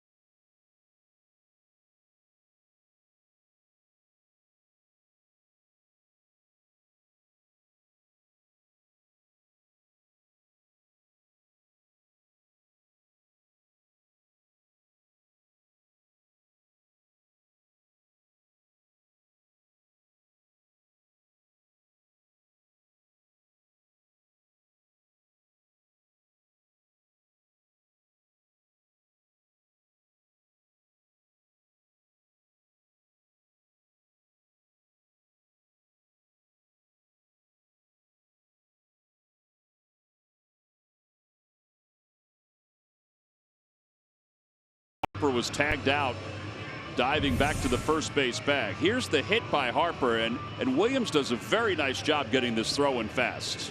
Yes, he does, and he gets it right to Scott Kingery. Harper with a very wide turn, and no doubt it's close. Bryce just has a tough time, a little stutter step there.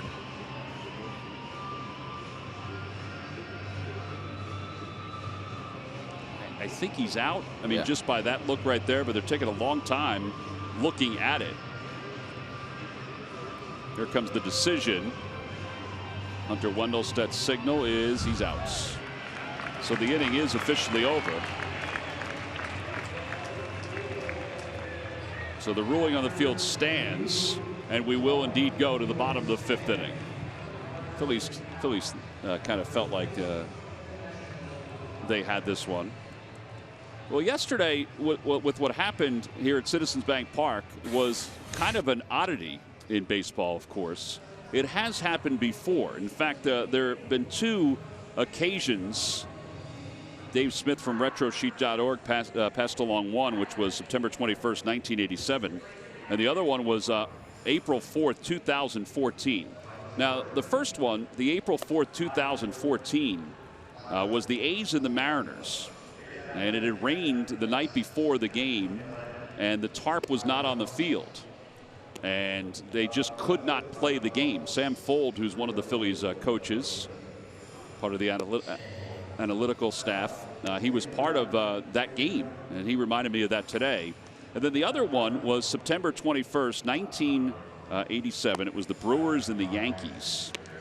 And the 2 teams were scheduled to play on a Monday at County Stadium in Milwaukee. And it was the day after the Packers and the Broncos played a 17-17 overtime tie at County Stadium.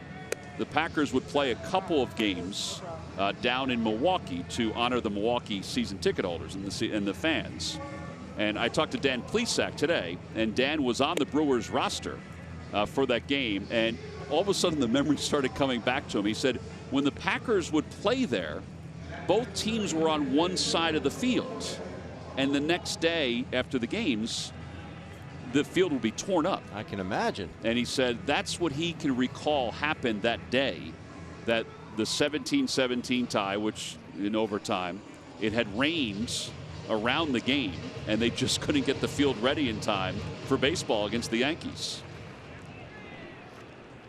So they wound up canceling it. He said he got there and they said, boys, go home. And that was his recollection of that game, as Cabrera leads off the bottom of the 5th inning. Having to have played at Qualcomm Stadium and Oakland Alameda County Coliseum, I mean, in September it was rough playing at those two because the Chargers were in San Diego and obviously the Raiders in Oakland, as Johnny Holstaff gets loose for Washington. But it was, I mean, it was like a war field out there. Right. It's horrible. I mean, half of it, you know, obviously majority of it would be in the outfield, but there'd be green spray paint out there just to make it look like grass. Yeah, like last night the Raiders hosted the Rams. So I'm sure their field is not in the best shape. But Oakland's in Baltimore, and they're hoping to play tonight, although there's a lot of rain down in Baltimore. We had instances in Trenton back in 1994 because the field was did not drain all that well, where it would rain one day and the next day it would be sunny out and the field just wasn't playable just because of so much moisture that had fallen.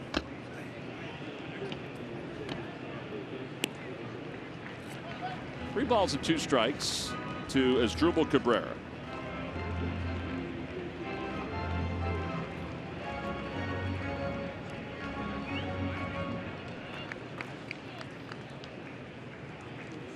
The Phillies can answer back here. And a strikeout, number 6 for Fetty. And there's one out here in the 5th inning. And that'll bring Nick Williams up. The exception of the strikeout to Jorge Alfaro, I think they've all been on fastballs. Yeah, with a lot of movement. Just ran back over the plate.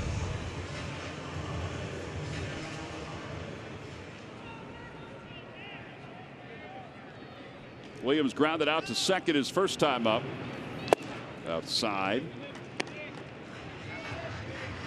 Fetty did have 7 strikeouts his last time out against the Cardinals. That's his career high.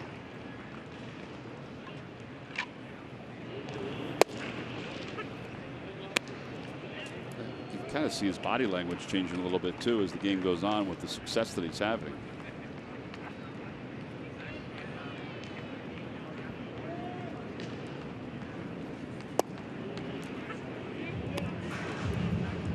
Definitely has a better pace about himself as well.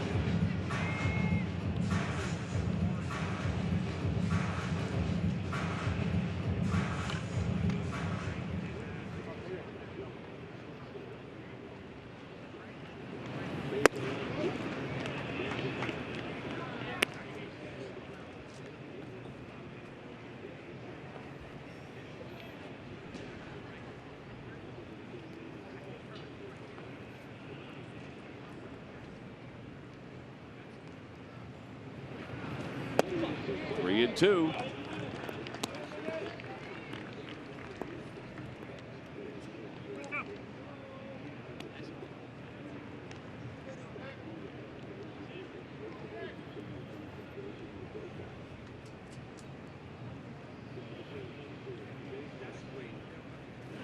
Swing and a miss. 7 strikeouts for Fetty.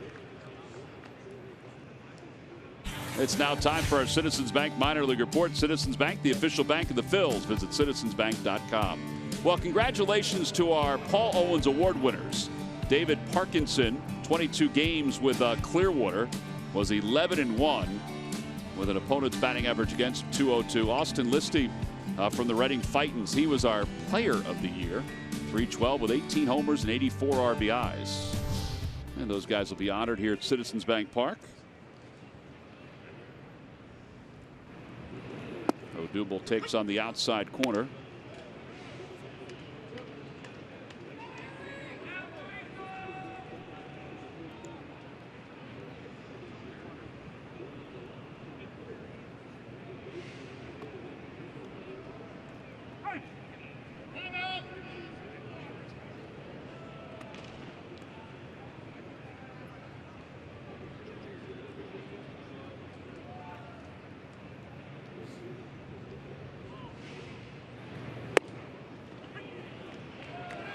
just don't know why you want to give a pitcher a strike. You're already in the whole 0-1. And they're just going to go into automatic take mode.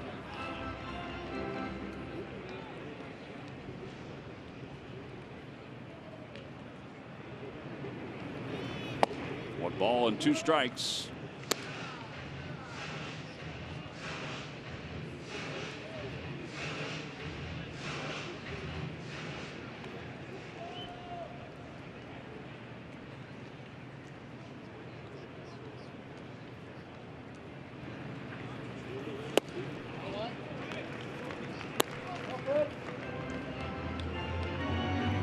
Hector Neris loosening up in the bullpen for the Phils.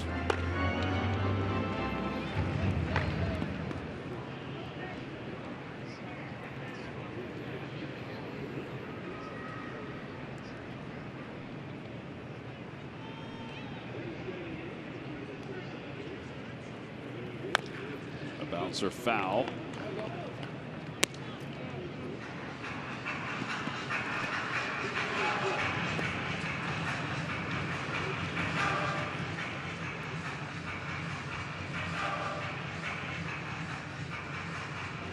Adam Morgan,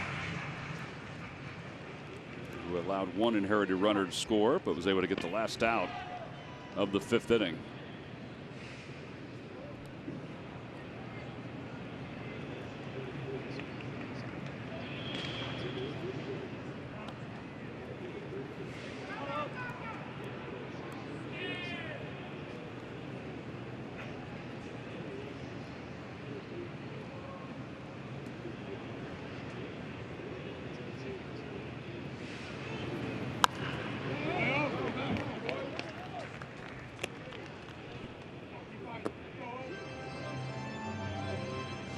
Alfaro waits on deck.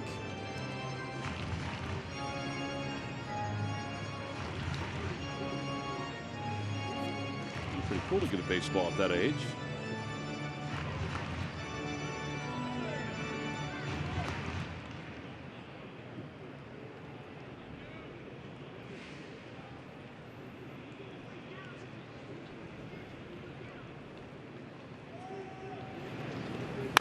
Over to the left side, Rendon. And that wraps up the inning for the Phils. 1, 2, 3 go the Phillies. The only hit for the Phils was a first inning double. We'll head to the 6th. Hector Neris is coming in.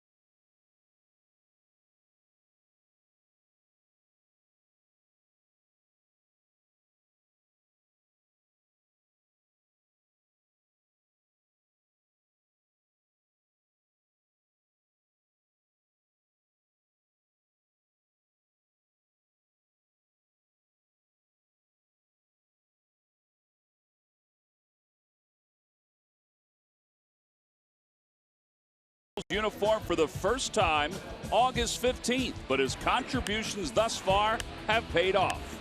Matt Klentak acquired the 31-year-old All-Star Wilson Ramos to add much-needed offense to the Phils lineup, and that he has done.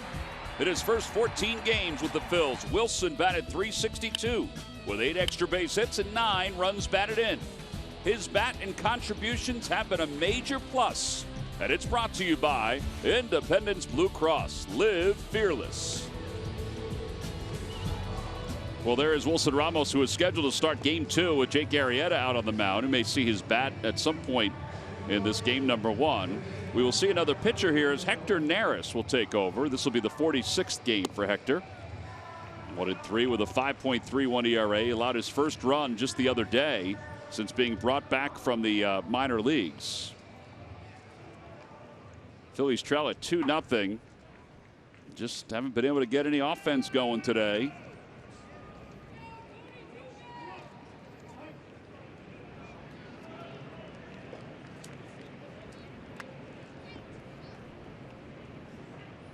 Rendon is 0 for 2. He has popped out and hit it to a fielder's choice.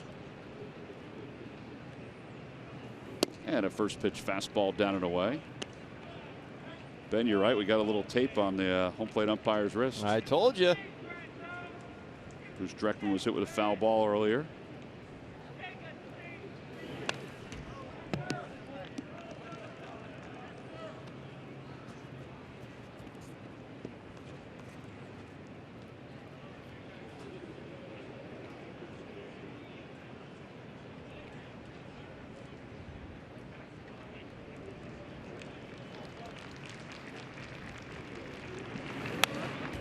One and two.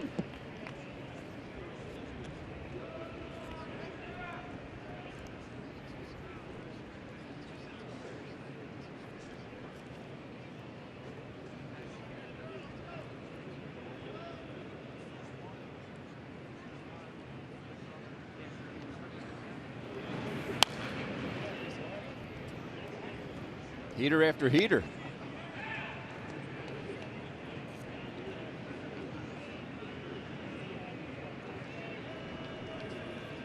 We are just a giving audience today. And that little one. Out to right center field. Herrera's on the run, and he will get there. First out here in the 6th. And here comes Juan Soto.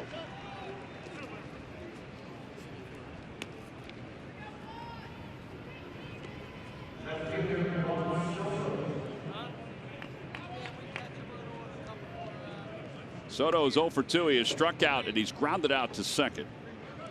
Nick Pivetta started, went 4 1/3. He allowed 2 runs on 3 hits. Then Luis Avilan, Luis Garcia, Adam Morgan, and now Hector Neris.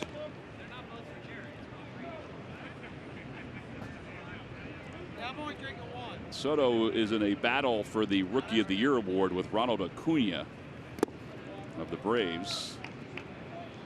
Marlins fans would like Brian Anderson to be in the mix as well. And he will be. He'll get some votes.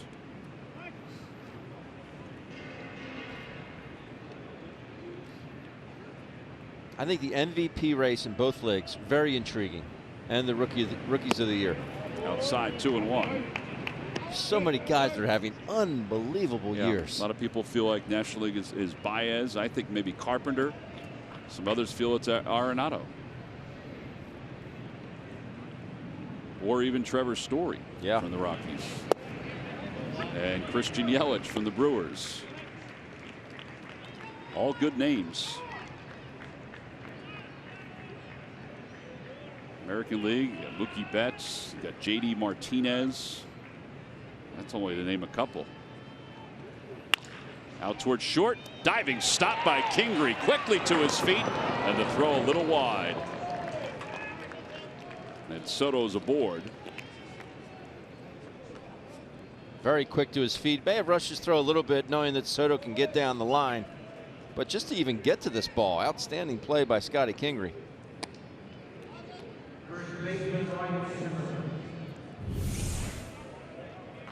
Soto slapping that ball to the left side. You see how quickly Scotty gets to his feet. Just pulls the throw a little bit.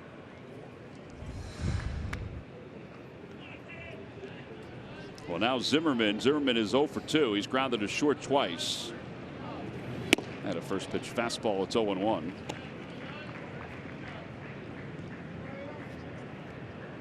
I just saw a thing on Twitter.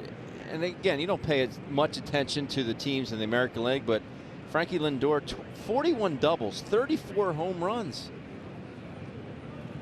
Swing and a miss, 0-2. And he's in the mix for the American League. It's just remarkable. Well, he and Ramirez have helped carry that team to a certain extent.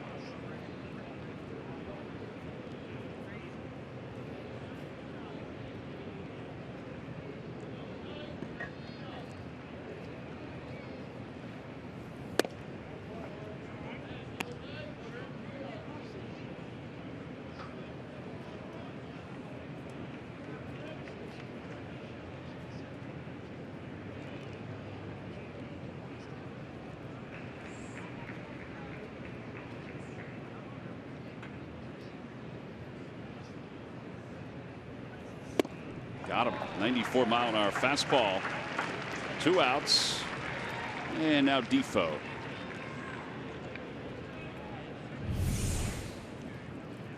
So they want to elevate this, and Hector may have gotten away with one there. But I'll take it.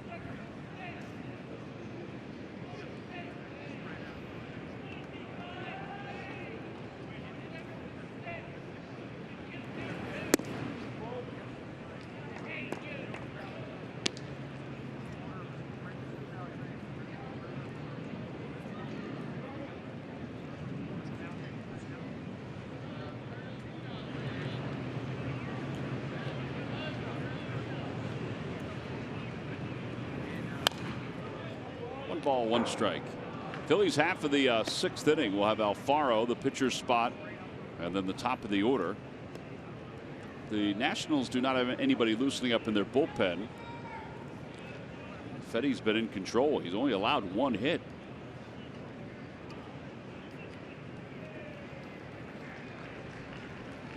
Swing and a miss. 1-2. A lot of fastballs today from Hector.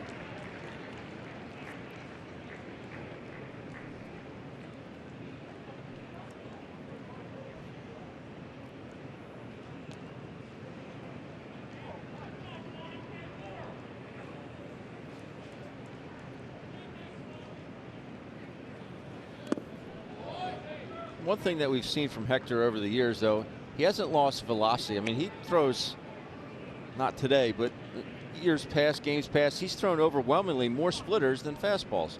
And when guys tend to do that, they might lose a little bit of arm strength. Hector has not done that. He still remains 95, 96 with that good fastball.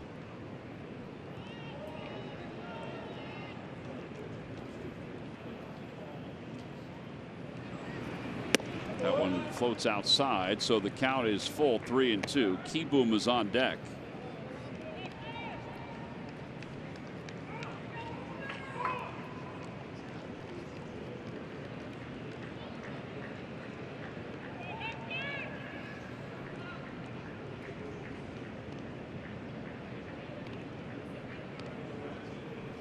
Runner goes, swing and a miss. Back-to-back strikeouts for Neris. No runs, 1 hit, and 1 man left. Middle of the 6th inning, 2-0 Nationals.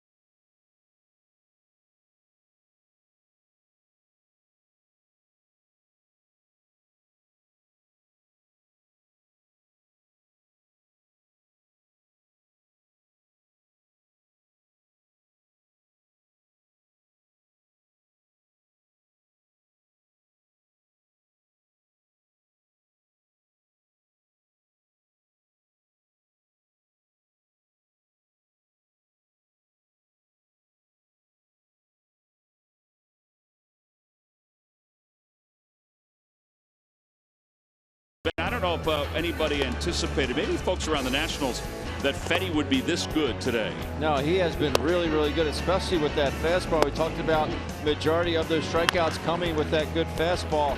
Right now, 5 innings pitched, 7 strikeouts, just the 1 walk. I mean, he has been dominant today, and Phillies just can't seem to pick out that fastball. He goes back out to the mound today for the 6th. 80 pitches so far, 5 innings, 1 hit, 7 strikeouts. But, you know, the Phillies have had issues with young pitcher. Well, they've had issues all year offensively. So maybe this isn't that much of a surprise at this juncture, particularly since they had a game-and-a-half lead in the division back at the beginning of August. They are 11-20 since they had that game-and-a-half lead. And we ran the numbers during the open. First pitch inside, 1 ball and no strikes. Fetty has thrown 49 sinkers. The max velocity on that sinker is 95 miles an hour. He's had 9 called strikes and 5 swinging strikes on that sinker. He throws back-to-back breaking balls. And it's 1 ball and 1 strike to Alfaro.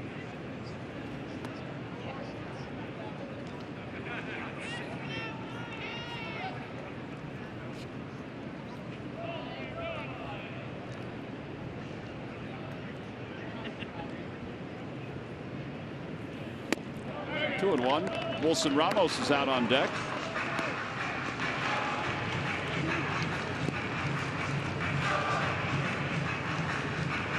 So Neris's afternoon is complete after an inning and 2 strikeouts.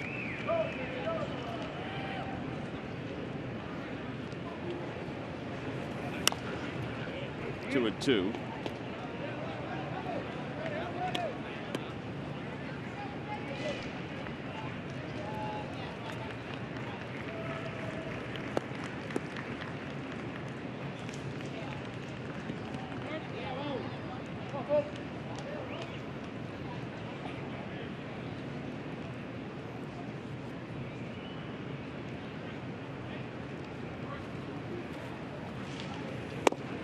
Alfaro is the 8th strikeout victim. That's a season high for Eric Fetty.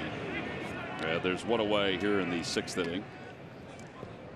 It's time for Built for Baseball, brought to you by T-Mobile. Now, this youngster is built for baseball and for peanuts and anything else he wants to do. He's got the roll down, crack it open, baby. Heck yeah. Yeah. And nothing better to wash it down. Oh, he's done that before. Yes, he has. Get a little Mott's apple juice. Waving to the police officer. That's all right. We'll get that later. What a great day. Wilson Ramos takes inside. It's 1-0.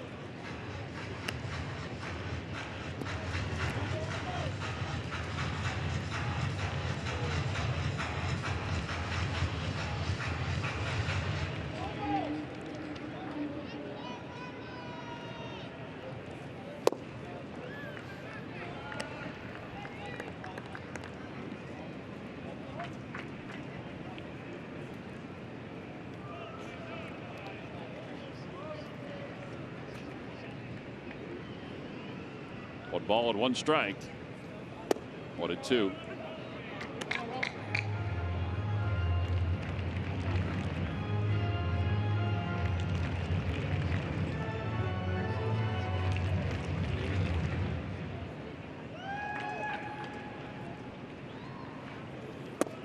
Two and 2. Ramos, who originally signed with the Minnesota Twins and then was traded to the Nationals. That's where he made his mark in the big leagues with Washington.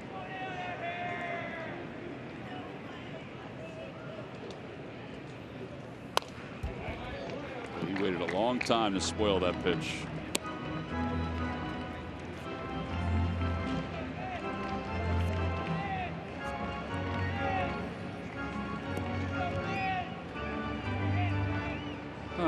Where he got that name from. Nice.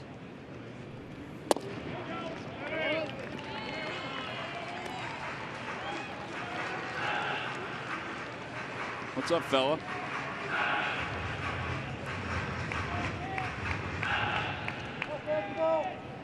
Looks like he's ready for a nap. Yes, he is. Swing and a miss. 9 strikeouts for Eric Fetty against the Phillies. Kid's been good today. Phillies have 1 hit, a double by Justin Bour. Back in the first, they have only 2 base runners. It was Bour who got on base twice. Double and a walk. And now Cesar Hernandez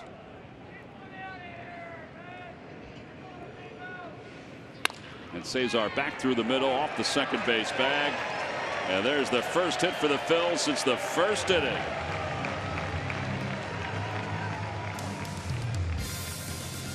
Phillies baseball is brought to you by your local Ford store. Check out every new Ford car, truck, and SUV crossover at buyfordnow.com today. And by Geico.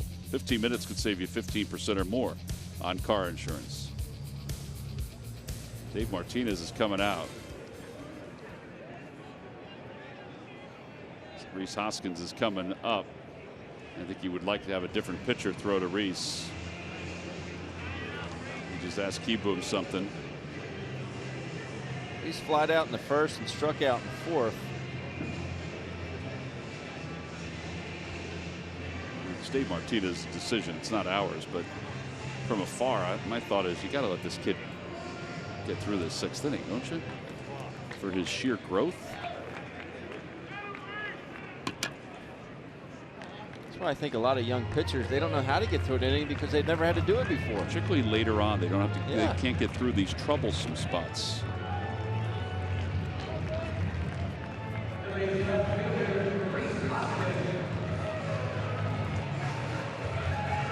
All right, so Rhys Hoskins is up. He's 0 for 2. As Ben mentioned, he has flied out to right and struck out.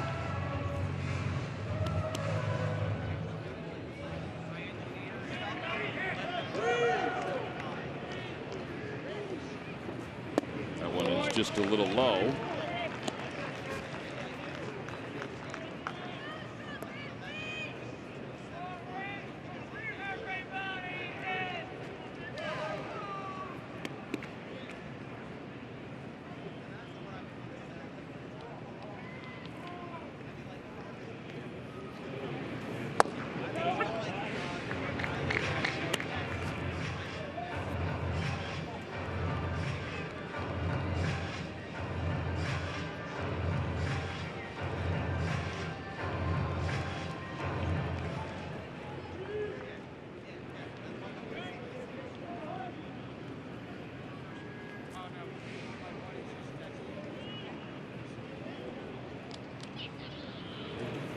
Inside, 2-1.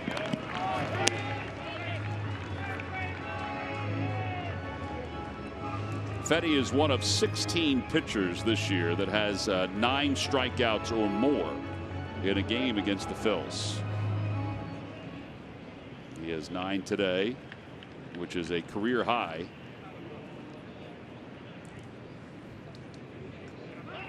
And Cesar is back ahead of the tag.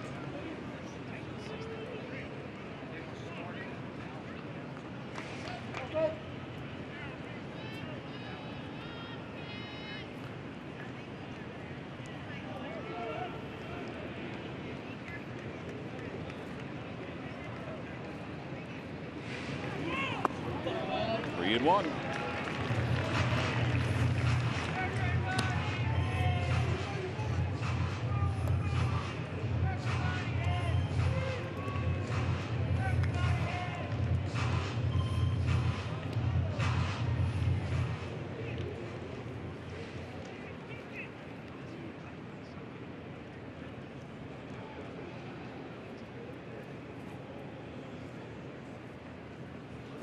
Swing and a miss, 3-2.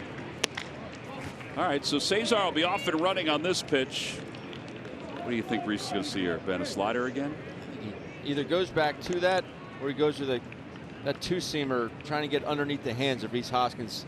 That's how he got him his last at bat. Oh, this is the 8th full count of the day.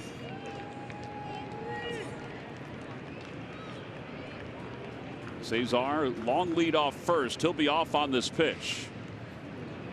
He goes, and that ball is hit foul over the head of Dusty Wathan.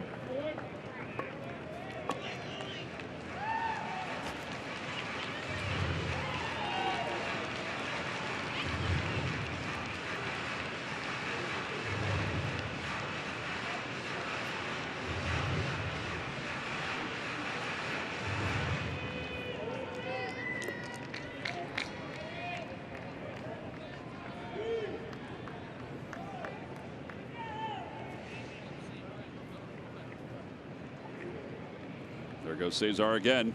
And outside, ball 4. Phillies have runners on first and second with 2 outs. Second walk issued by Fetty. That may be it for him. Dave Martinez coming out for the second time, so he's going to go get Justin Miller. So Miller will come on to face Scott Kingery. Scotty is the scheduled hitter. So a pitching change for the Nationals. Eric Fetty leaves after 9 strikeouts and 2 walks this afternoon. He goes 5 2/3 and allows only 2 hits, but is responsible for the 2 base runners on for the Phillies. So a pitching change, maybe a pinch hitter. We will see when we get back to Citizens Bank Park.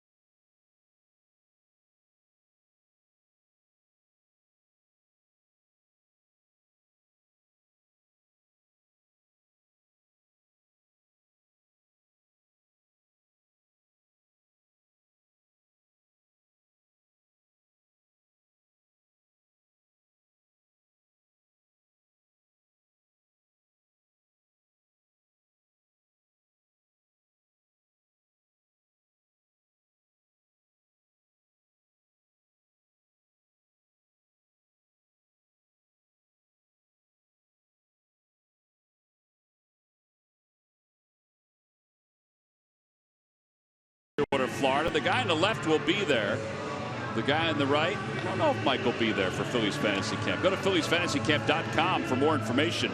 Everything's located at the Carpenter Complex. It is a beautiful, beautiful place if you haven't been there. You can also call 610-520-34. Justin Miller will take over out on the mound, and Andrew Knapp will pinch hit for Scott Kingery. Well, Knapp does have a pinch hit home run this year. Came against Miller and the Nationals. He walked off a game. Runners lead off first and second. It's 1 ball and no strikes. It was after a very lengthy at bat. He is hitless in his last 11 at bats.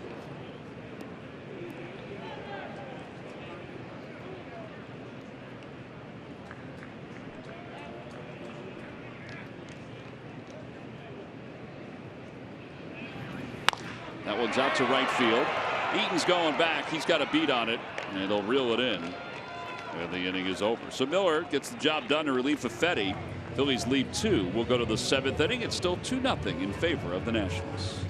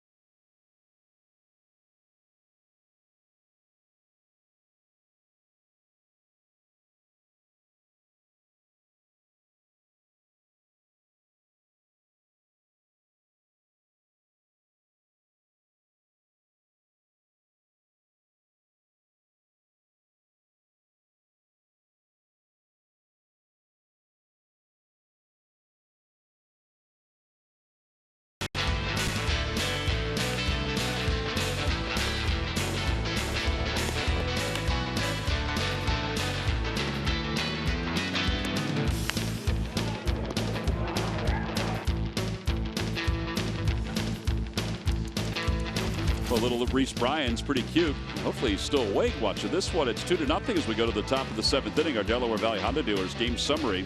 Eric Fetty's been the story today. 5 2/3, 2 hits and 9 strikeouts. The former first-round pick of the Washington Nationals had, I would think, the best game of his career. Justin Bohr has been on base twice. He was lifted early. Pedro Flormone's day is just beginning. He's out at shortstop for the Phillies. And Tommy Hunter will take over. Hunter will face Spencer Kieboom, who has the key hit today. He has an opposite field home run. Andrew Stevenson is out of the on-deck circle to pinch hit. And Coda Glover is in the bullpen warming up. And Hunter delivers a strike. It's 0-1.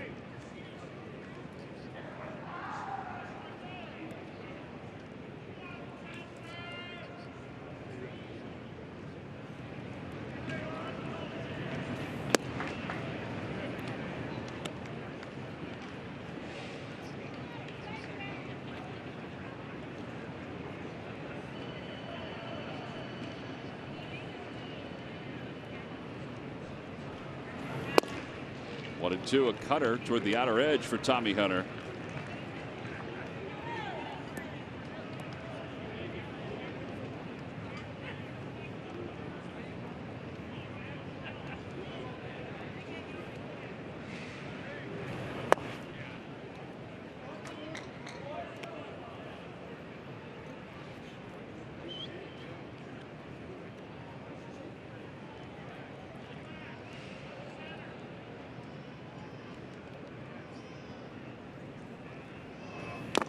That's a foul ball. Remains 2-2. Well, our Toyota turning point is Spencer Kieboom's last at bat. It's a fastball away. And it's just off the railing into the seats for his first big league home run. There's your Toyota turning point. Well, Dave Martinez changed yesterday's lineup to include Kieboom instead of Matt Wieters for today. 2-2 pitch. That one's out toward right center field, not deep. Here comes Odubel and Nick Williams, and they can't get it. And a base hit.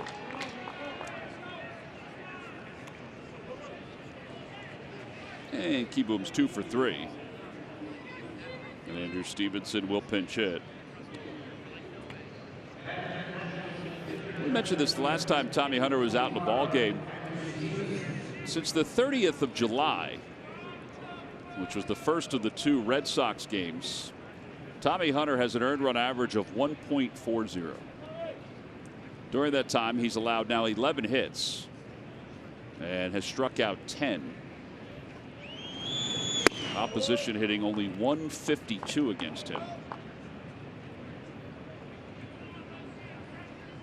And he and Adam Morgan are kind of jockeying for the most appearances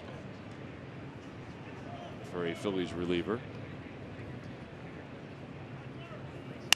Broken back ground ball. I mean, that was shattered. There's one, and they aren't able to turn the double play. Stevenson moves pretty well.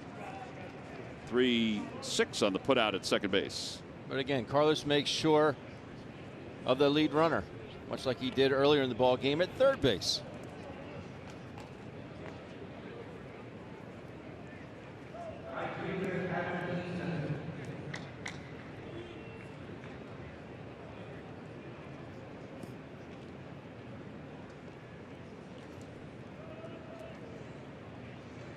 Eaton is 1 for 2. He walked back in the third.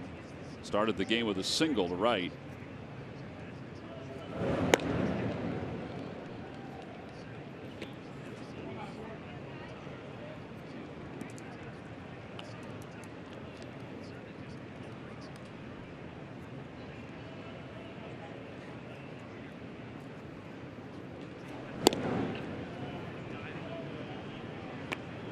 Stevenson is a threat to run.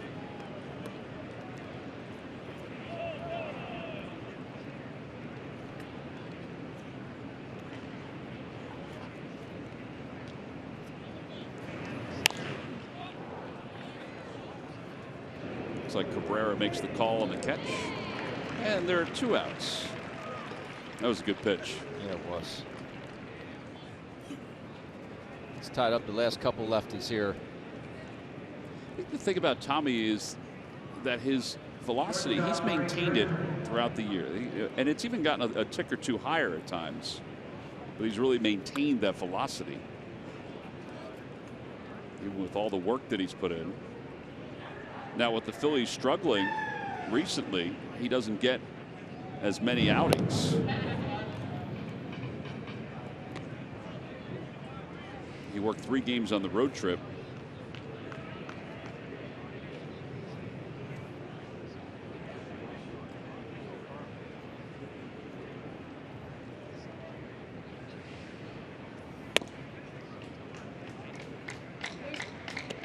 There is no question whether or not he wants to take the ball every day.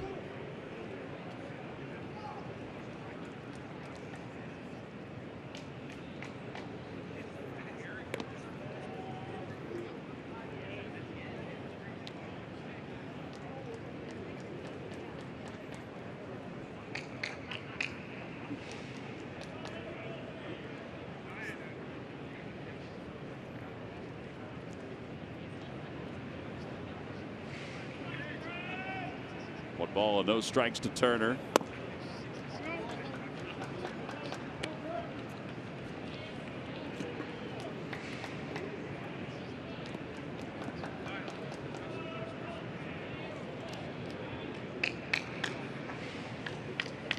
Two balls and no strikes to Turner. And it's 2-1. Turner hit into a double play his first time up and then flied to center in the 3rd. And he walked in the 5th inning.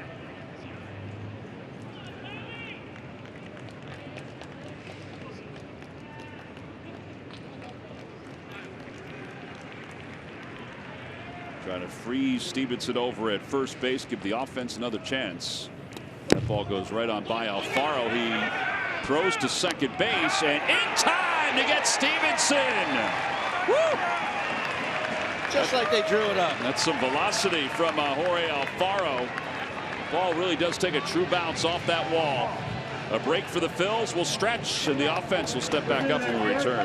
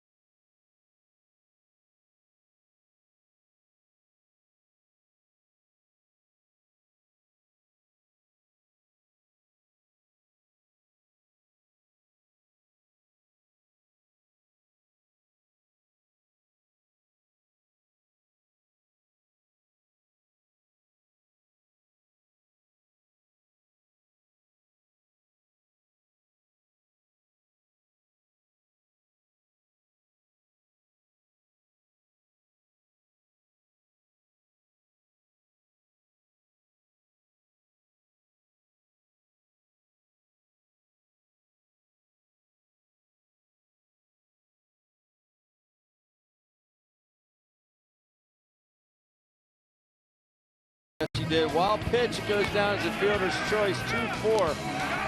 But the arm strength of Jorge Alfaro continues just to baffle us. Gets that mask off and fires a strike. And I mean a strike to Cesar Hernandez. Stevenson way out at second base. StatCast provides us with a different look at it. The velocity 91.9. You know, the thing about it, too, I mean, Ben, you would know this better than anybody.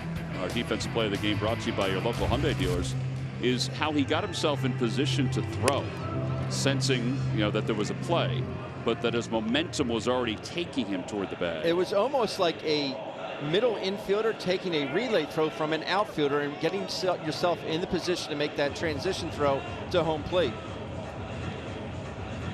All right, so Coda Glover will take over for the Nationals here in the bottom of the 7th inning.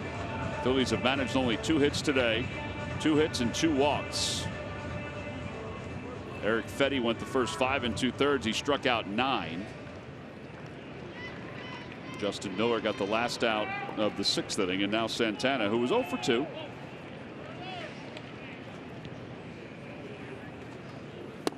Off speed pitch, and it's 0-1.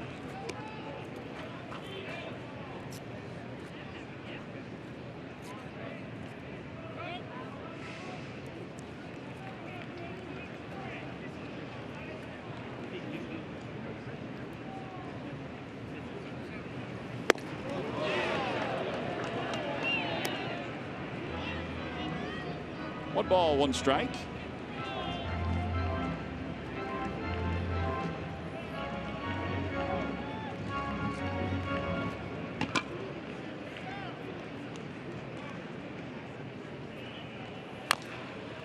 Pulled up the first base line.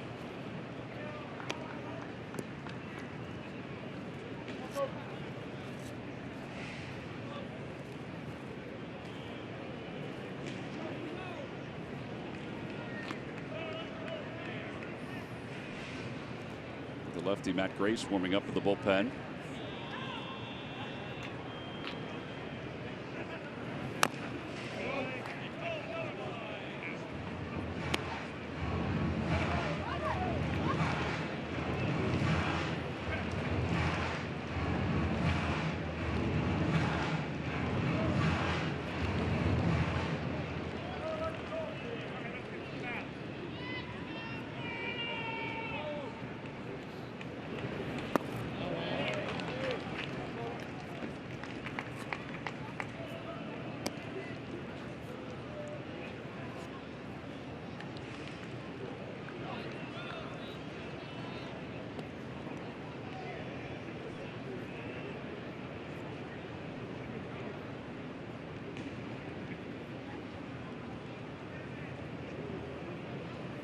Got him. He went upstairs with a slider, it looked like. And Santana strikes out. That's the 10th strikeout for Washington pitching. Time now for the Ram Truck Stump the Fans trivia question answer. All right, Ben, here we go. Who was Max Scherzer's catcher when he struck out 20 hitters on May 11, 2016 versus his former team, the Tigers? I would have to think that this has a Philly connection to it, so I'm going to go with Why Wilson. would that be? Because most of the time they're joined together.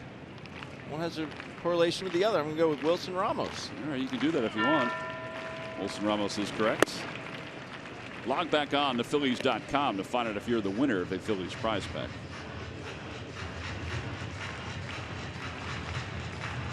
As Drupal Cabrera is 0 for 2. He's grounded out and he is struck out.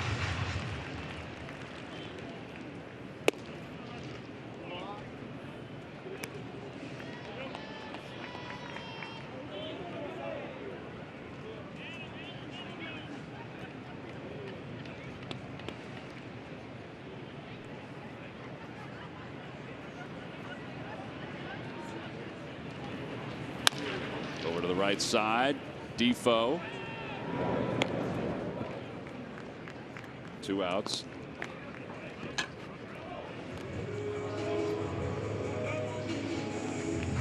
So I just went to that box score. You want to know how good Scherzer was that night? He got Kinsler, J.D. Martinez, and Miguel Cabrera. Got those 3 guys 3 times each. I mean, yeah, that's pretty good. Nick Williams is 0 for 2. A ground out and a strikeout. 1 ball, no strikes.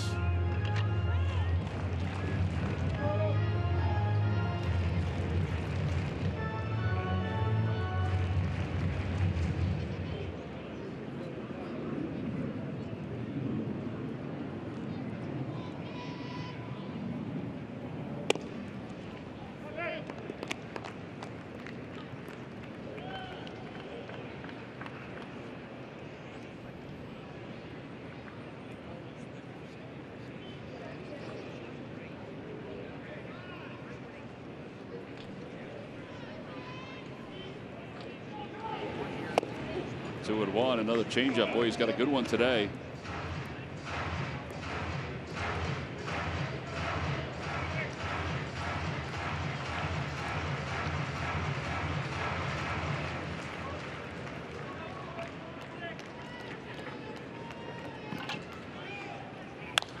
Fouled off, 2-2.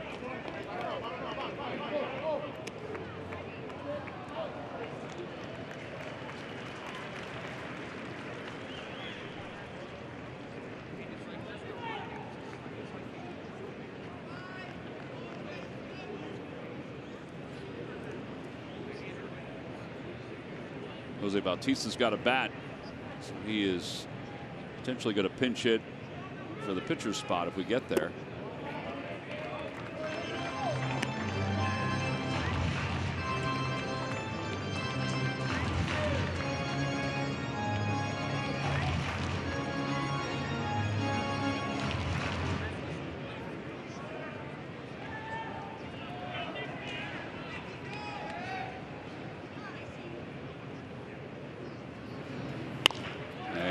Drive, base hit it to right field. Just the third hit of the day, and it brings the tying run to the plate.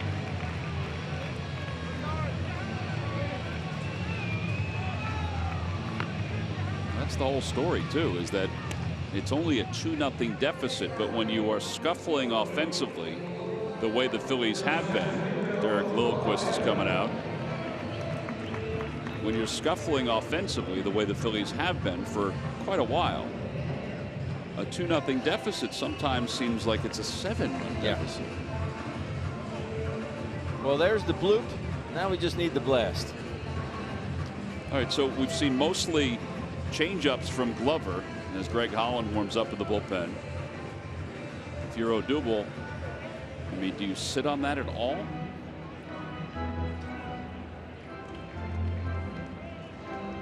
You'd like to think that he was watching when he threw it to Carlos, obviously to Nick.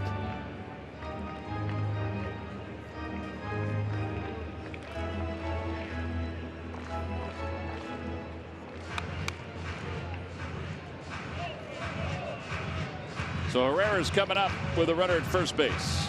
Phillies down 2-0 here in the bottom of the 7th inning.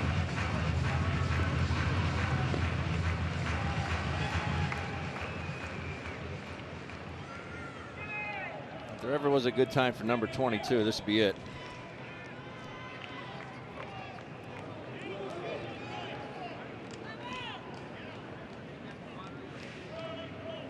Williams a short lead off first.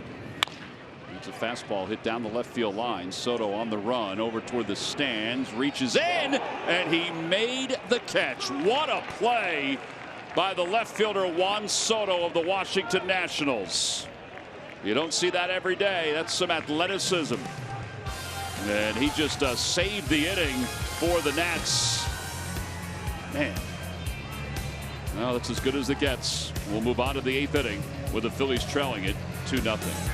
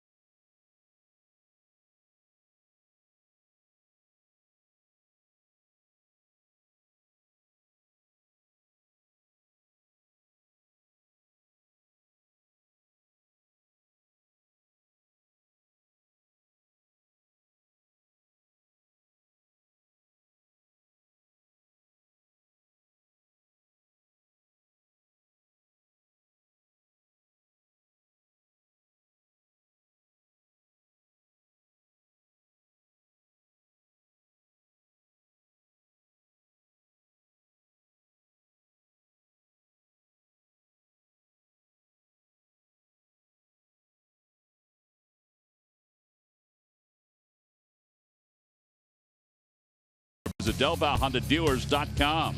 And by Jefferson Health. Call 800-JEFF now or visit jeffersonhealth.org. Well, that was a phenomenal catch by Juan Soto. Obviously, it would have just kept the at-bat alive if he had not grabbed it. But he made sure the inning was over. Look at Odubel's reaction. That was an amazing play. Just the fact of where he took off from. Yep. And then glided in the air to the fence and made the catch right over that youngster's outstretched glove. I think it was telling, too, looking behind Odubel in the background in the dugout, the coaching staff. You can just see Rick Kranitz, and, with the emotion that he showed, too. He was talking about it to Victor Robles. See what I did? I just stuck my glove out. The ball just went right in it. Out toward right center field. It's Nick Williams and Odubel. Herrera makes the call on the catch. Actually, that was Adrian Sanchez that he was talking to. So one away here in the 8th. Soto is just 19 years old. The division sees he, Ronald Acuna, Rhys Hoskins. Those are the guys of the future within this division. You can throw Brian Anderson from the Marlins in there. Guys that we'll see all the time. And the Mets have a handful of others too. I mean, Nimmo's come to life, Rosario's come to life, and so has Jeff McNeil. Here's Harper, who has singled home a run and walked twice.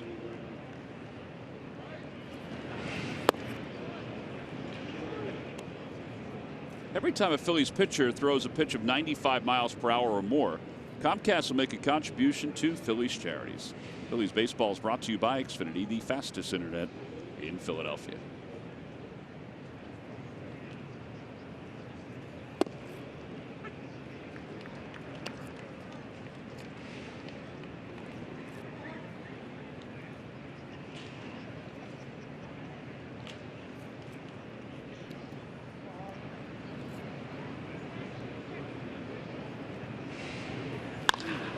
Sharply into the shift. Cesar stepped to his left.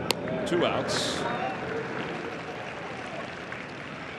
Well, this weekend the Phillies will continue this homestand against the Miami Marlins. It's a 3-game series. Friday at 7:05, Saturday at 7:05, and then Sunday is a 1:35 first pitch. Phillies.com is where you can order your tickets right now. And here's Anthony Rendon.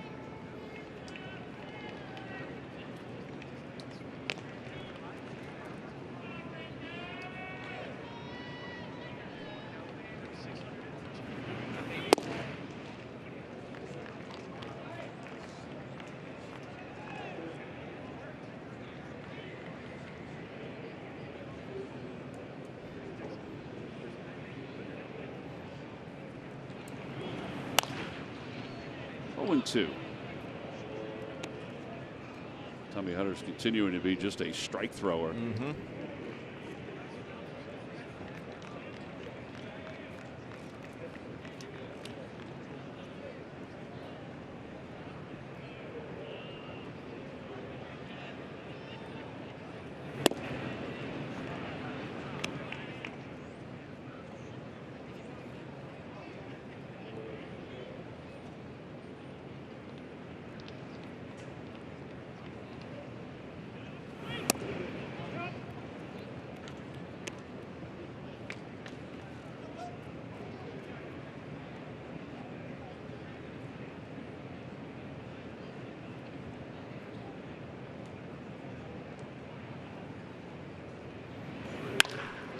Through the hole, and a base hit it to left field for Rendon. And here comes Soto with 2 outs here in the 8th inning.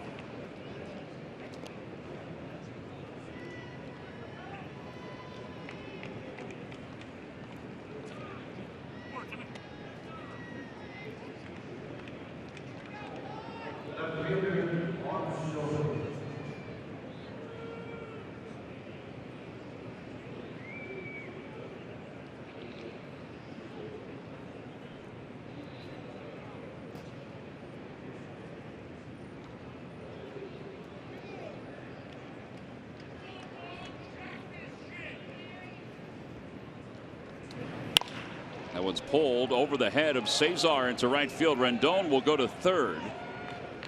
Soto has his second hit. First and third with 2 outs.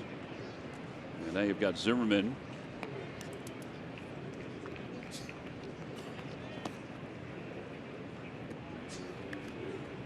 Big run down there at third base. Obviously, you want to limit the damage the way the Phillies offense has performed. And keep this lead just to 2.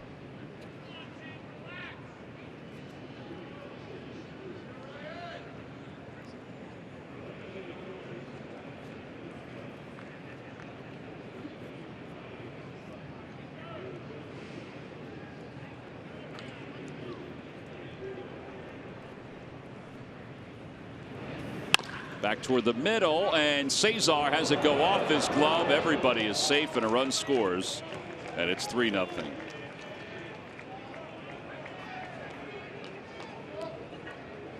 And that happened quickly. The ball was hit sharply, too, off the bat of Zimmerman, the way it bounced. So an RBI single for Zimmerman. Cesar does get to it. Unfortunately, Florimone was not near the second base bag. Even if he had fielded it, he would have had to go to first. But the way that Zimmerman runs, and he's not the fleetest of foot, I think he would have had a play at first base if he comes up with that cleanly. Credits out to the mound just to kind of give Tommy Hunter a breather.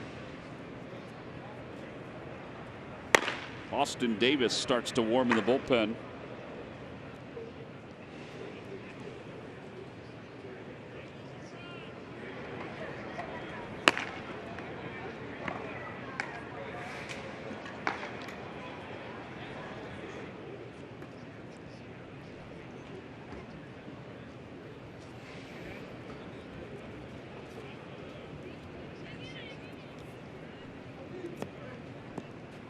All right, so now Defoe, who is 0 for 3, a couple of ground outs and a strikeout.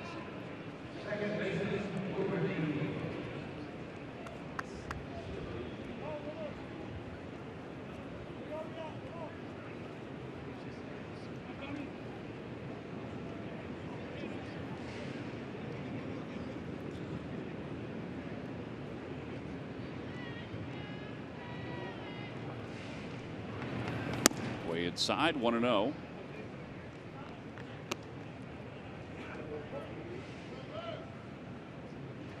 Nick Pivetta started. He went 4 1/3 for Gabe Kapler, allowed 2 runs. Then Avilan, Garcia, Morgan, Neris, and now Tommy Hunter in his second inning of relief work. Cutter on the hands, 1-1.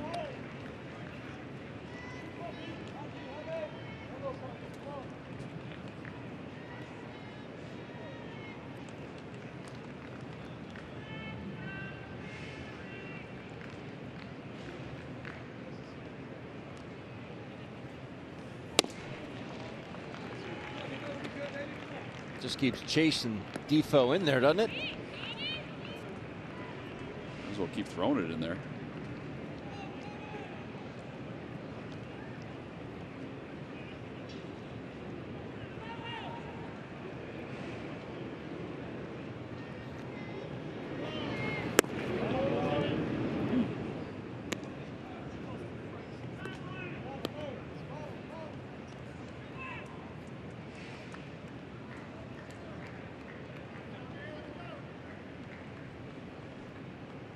Runners taking their lead.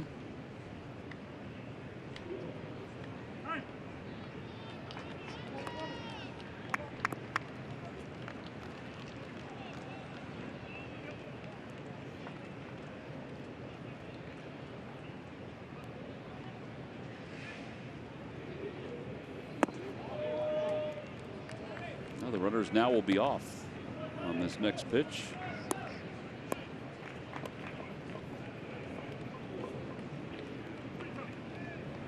Boom.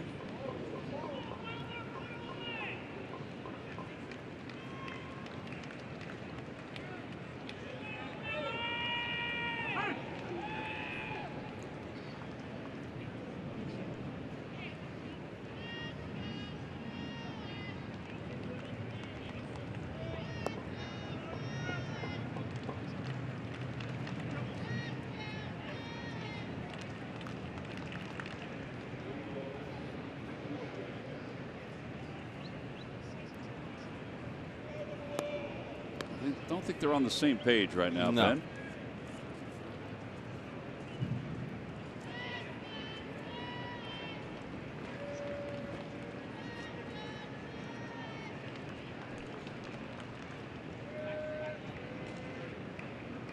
Runners go, and ball 4. That'll load the bases up.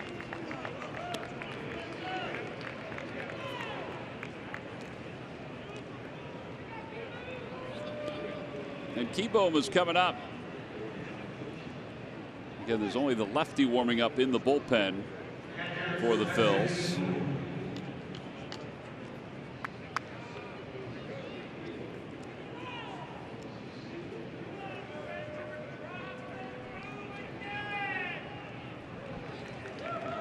Mark Reynolds is out of the on-deck circle.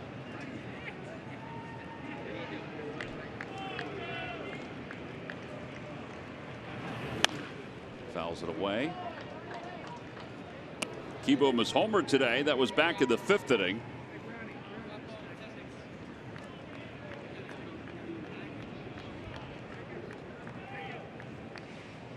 In fact, the Nationals have 8 hits in the last 4 innings. They only had 1 hit through the first 4. Missed a spot, but it's still a strike. 0-2.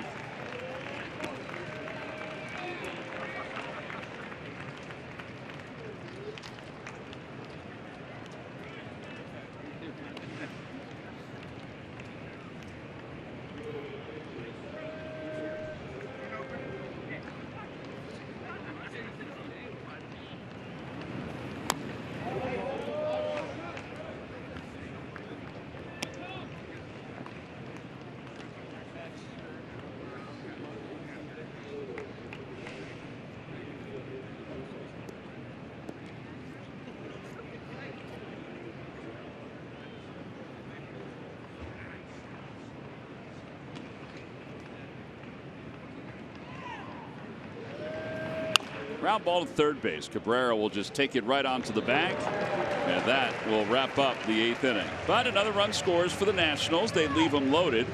Middle of the 8th, it's the Nationals 3 and the Phillies nothing.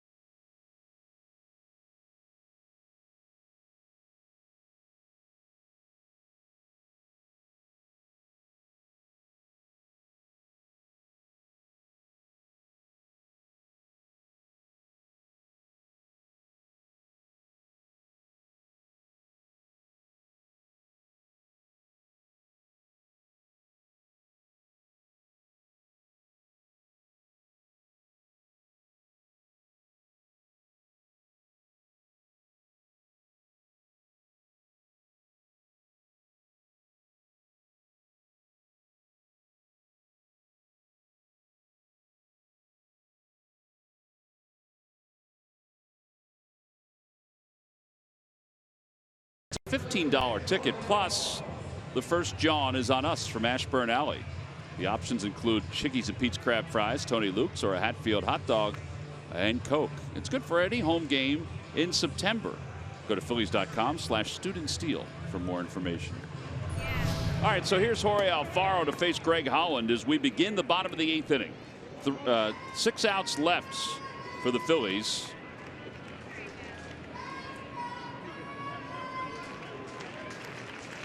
Alfaro takes up high, 1-0.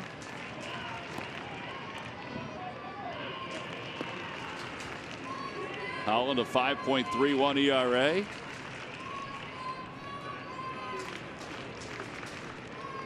Finally, a little energy in the crowd. 1-1. You see the slider from Holland. Fastball range anywhere from 91 to 94. The slider 85 to 88. And his curveball 77 to 80. He will throw all three. One ball and one strike. 1-2.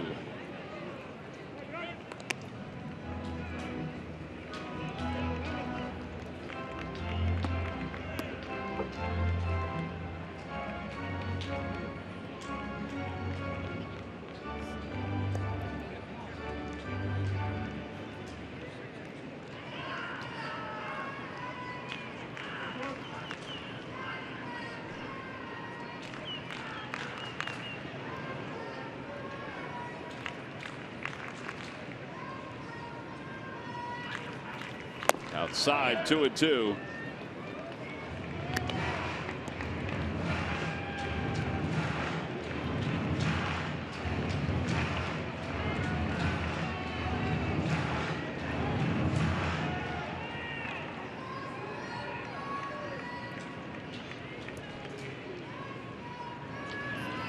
Swing and a miss. And one out here in the 8th inning. Let's check in with Greg Murphy. All right, thank you very much, Tom. Time for the Major League Notebook presented by the University of Maryland, University College. The Cleveland Indians are 15.5 games up in the AL Central race, and they're going to add another big bat to their lineup. Josh Donaldson has been activated off the disabled list. You'll remember he's been on the disabled list since the end of May, most of that time with Toronto, but right before the waiver deadline, he was traded over to Cleveland, and they put him back on the disabled list. Well, he has been activated, and he is in the starting lineup tonight for the Indians, so he will join them and probably make them a better team. The news not as good for the Oakland A's. Sean Manaea has been lost for the season. The team announcing today that their starting pitcher will undergo shoulder surgery on September 19th. That will effectively end his season. He, of course, had a no-hitter earlier. And the A's are still very much in the thick of things. They are just 3 games back in the division, and they currently hold a wild card spot in the American League. So that is a big loss for the Oakland A's, but they've been doing it all season, so hopefully they can keep it up for their fans. I think they were a little surprised. They had hoped that he would be back about a week before the playoffs started and maybe use him in that wild card game. 1-1 hit in the air to right field. It's going back. Is Eaton toward the scoreboard. He jumps. It's off the top of the wall. And J.P. Crawford will pull into second base with a 1-out pinch double. What up, baby? First extra base hit since the board double back in the first. Thought that for a second this ball had a chance to get out of here. He was just off the end of the bat, but good looking swing here by Crawford. Gets into second base easily. So Crawford's at second, and Cesar Hernandez is coming up. It's 3-0 Washington here at the bottom of the 8th inning. Game 1 of a doubleheader. Game 2 will feature Tanner Roark against Jake Arrieta.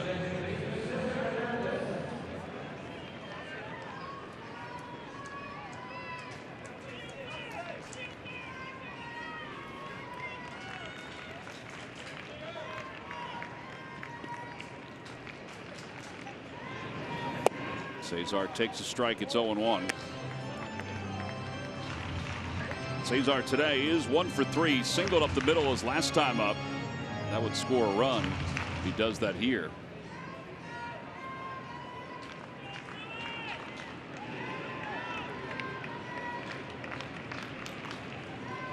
Outside, 1-1.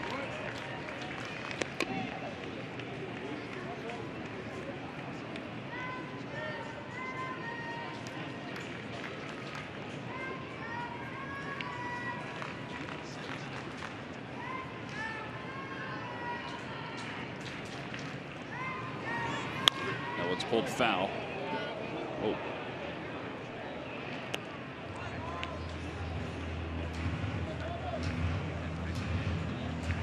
It's nice to give it to the ball girl.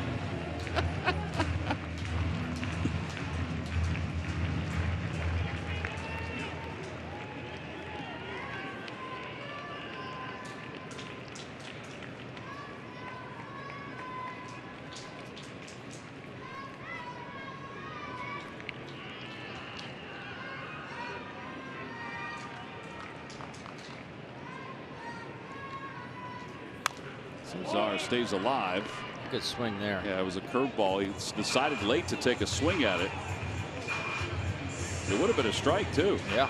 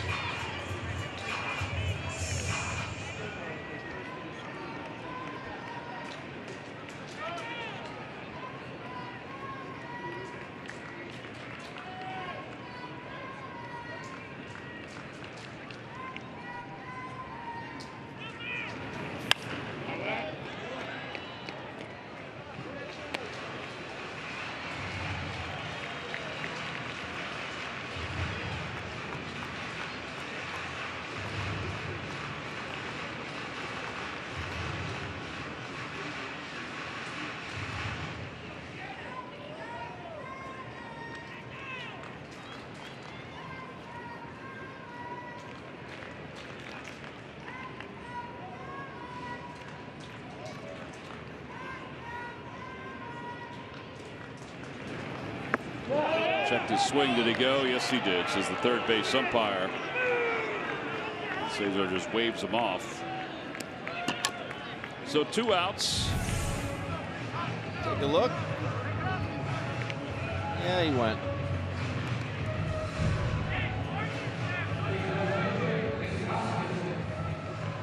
Hoskins is now the hitter.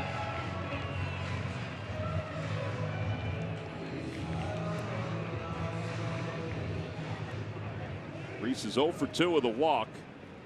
He's got Crawford at second base with 2 outs.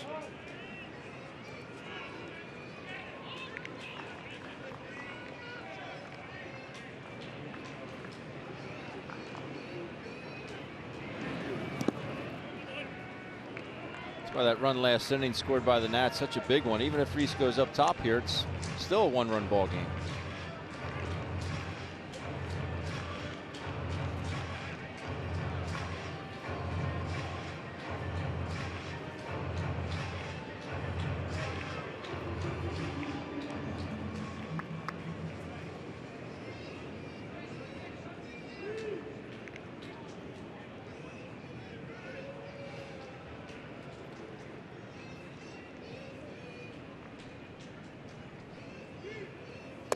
Down and away. It's 2-0.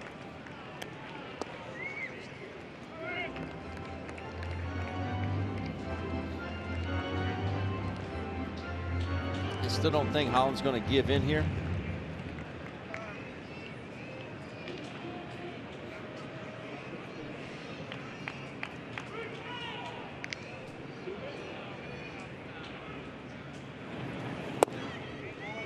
There's another slider.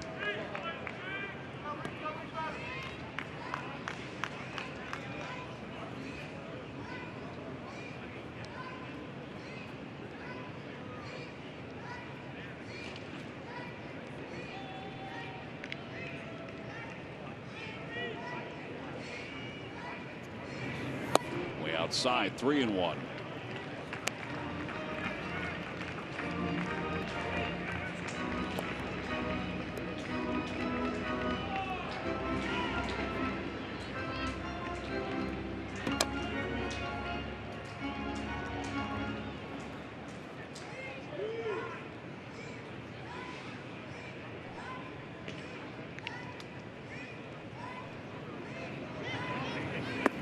The dirt, ball 4, so that'll put 2 runners on. The tying run is coming to the plate. And Jose Bautista is going to pinch hit for Pedro Florimon.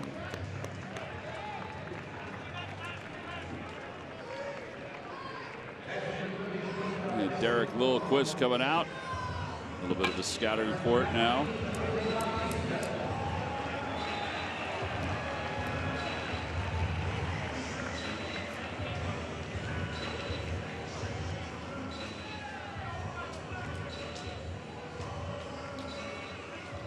What do you think Bautista has on his mind right here? Well, I mean, a home run. Yeah, I don't think this is take 2 strikes and shoot one to right. Following the game, Michael Barca and Ricky Metallico are standing by for Phillies post-game live. They'll talk about Eric Fetty and what he did today to shut down the Phillies. Plus, talk about the pitching staff today. And they'll take you up to Game 2. Only on Cure Auto Insurance presents Phillies Postgame Live.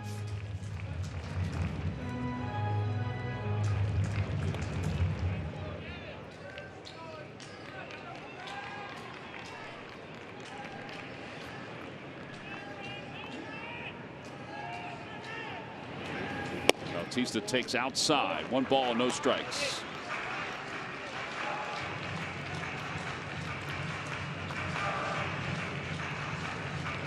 Hoskins at first, Crawford at second. The tying run is at the plate here in the bottom of the 8th inning.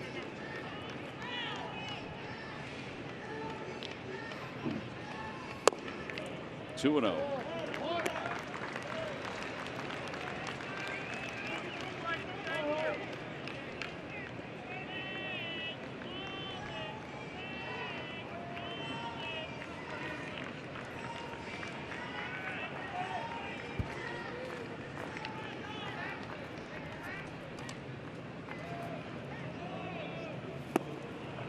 He tried to turn on one. This is we were talking about. He's looking to tie this game up.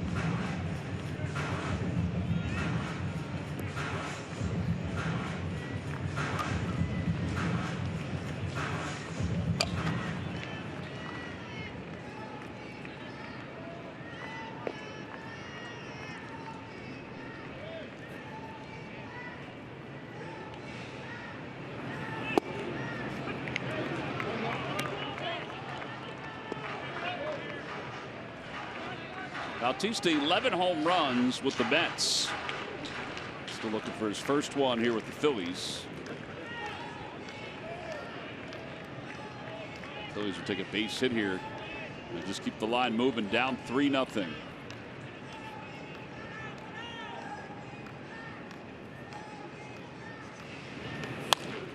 Stays alive.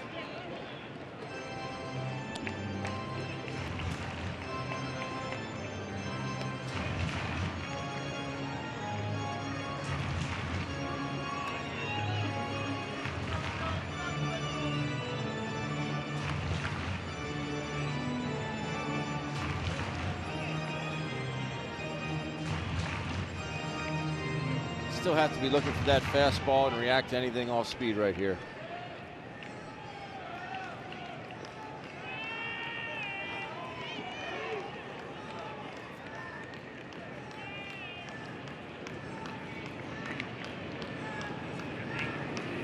Swing and a miss. He got him. He threw him the slider. And Bautista strikes out. The Phils leave 2. They've left 5 in the last 3 innings. We'll head to the 9th. Phillies down 3-0.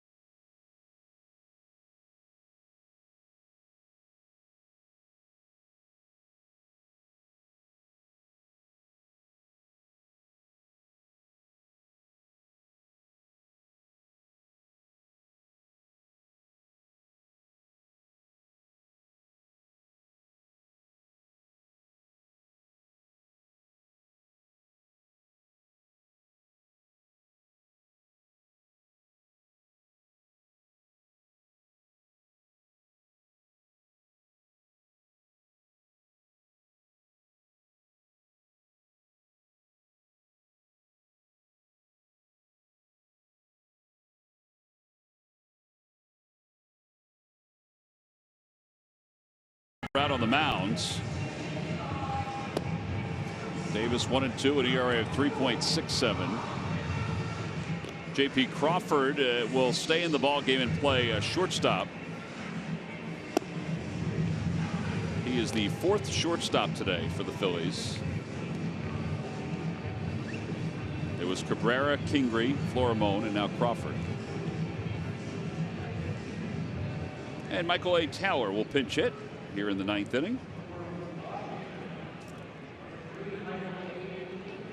It'll be Tower and then the top of the order.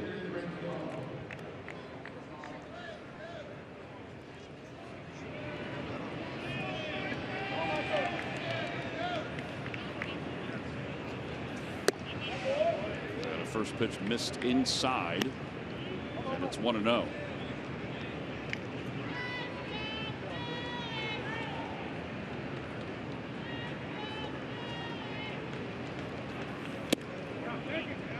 One and one.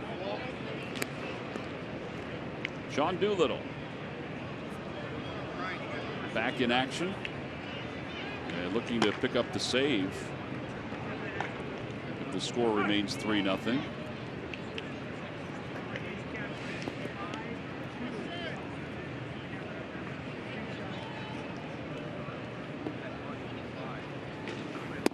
Swing and miss, 1-2. Today, by the way, is the 16th time this year that the Phillies have struck out 13 times or more in a game. 16 times. I don't know how everybody else has done around Major League Baseball. That just seems like a lot. Sure does.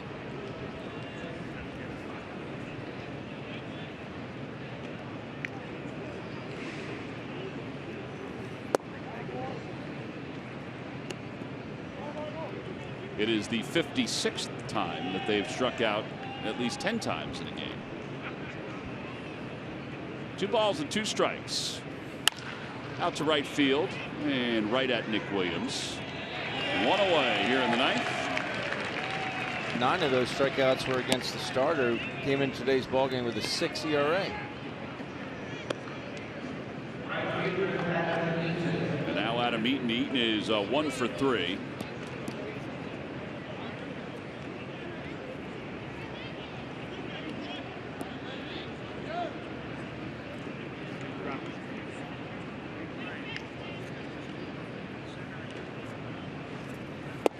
Joe's bunt takes a strike.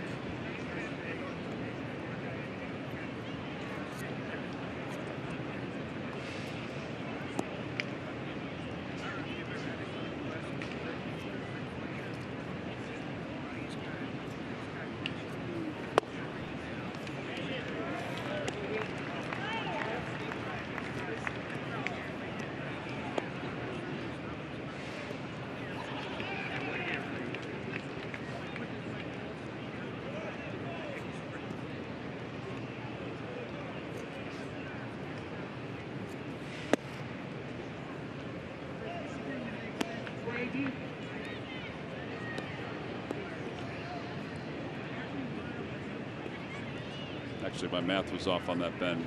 It's the 21st time the Phillies have struck out 13 times or more. 21st. Tapper back over the mound. And J.P. Crawford makes a nice play for the 2nd out.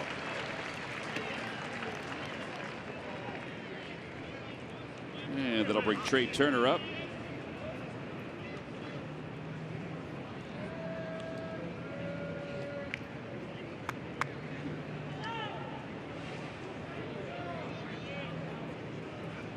Washington has done it 7 times, 13 times or more.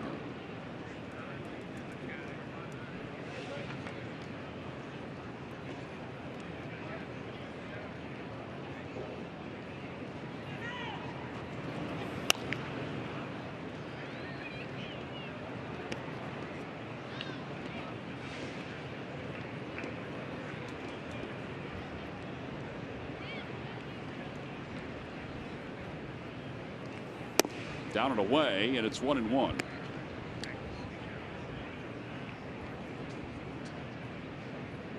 I like that changeup from Davis. Yeah, It's coming out of his hand nicely. it was good to Taylor.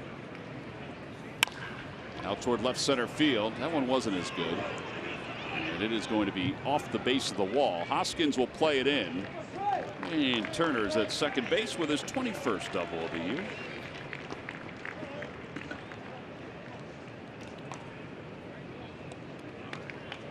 And Bryce Harper is coming up.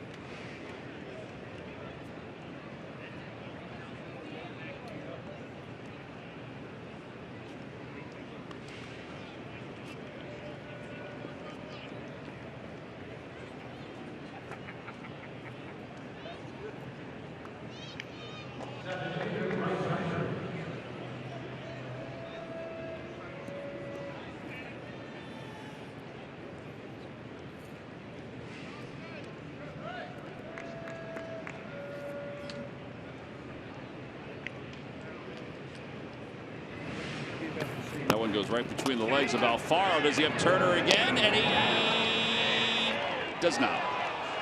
Turner is able to get his hand on the bag after a couple of flinches by the third base umpire. Phillies will take a peek at that. How did he keep his hand on the base? I think he's out. Yeah, he's out. Yeah. He is out.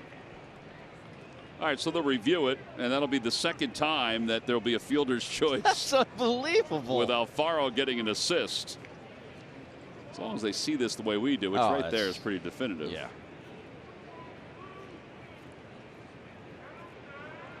I don't know if it's because guys are throwing harder or what, but those balls are ricocheting from behind home plate. Back to the catcher. Quickly.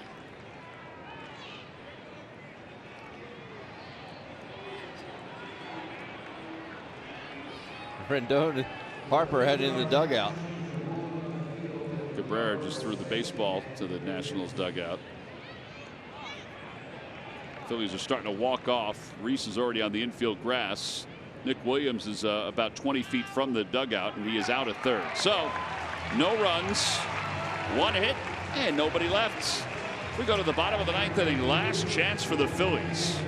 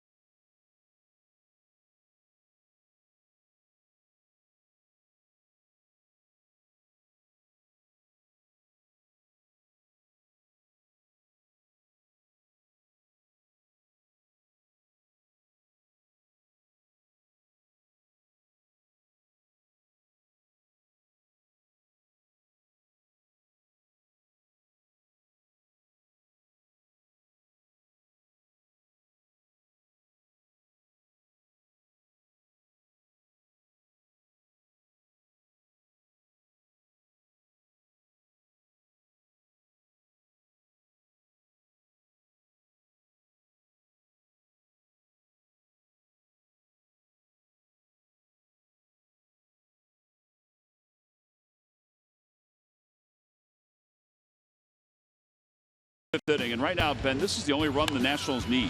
Yeah, Spencer Keyboom off Nick Pivetta, just off the top railing and into the stands. That gave the Nats a 1-0 lead at the time. You're right. Proves to be the game winner as of right now, but still have some work to do. That's your WB Mason delivery of the game. That was his first major league home run. And now Sean Doolittle, the South Jersey native, will take over. Doolittle has been on the disabled list.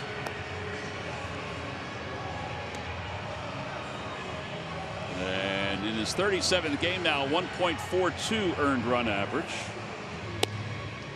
50 strikeouts in 38 innings work. This is a save situation. He has been automatic. Bryce Harper moves from center field to right field, and Michael A. Taylor stays in the game.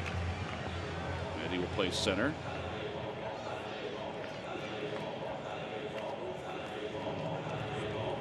Carlos Santana will lead it off.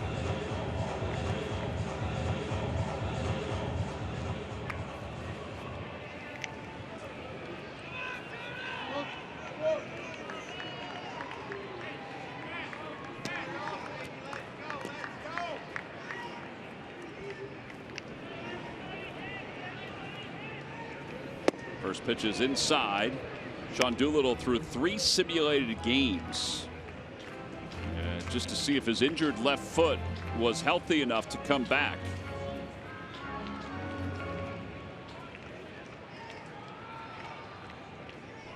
He had a stress reaction in that foot.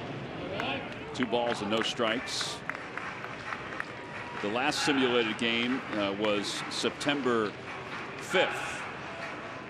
He was activated officially from the DL on the 7th.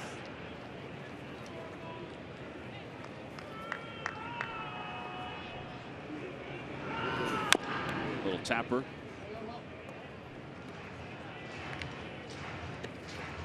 Two balls, 1 strike to Santana.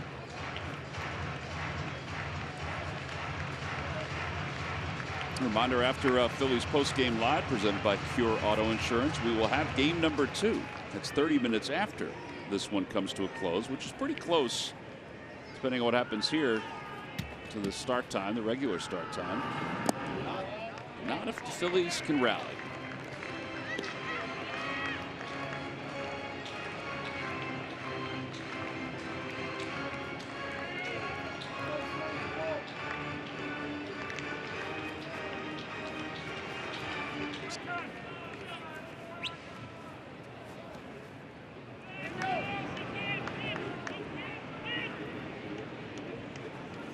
Balls and 1 strike.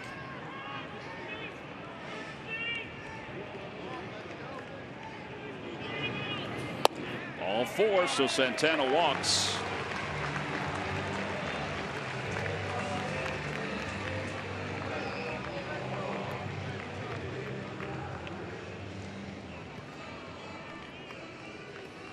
And now is Asdrubal Cabrera.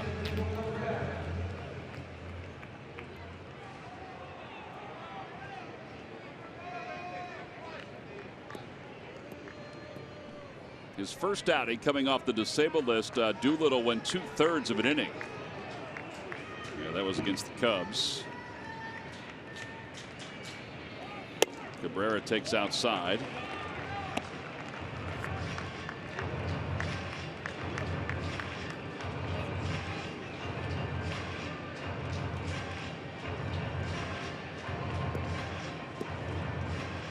And now a meeting on the mound after 5 balls, 1 strike from Doolittle with the first 2 hitters.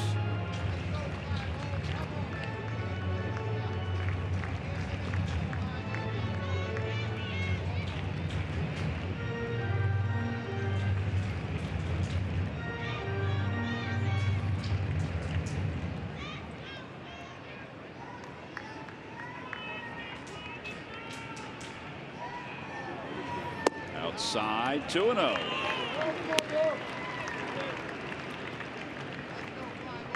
He's missing with location, but also the velocity is not there.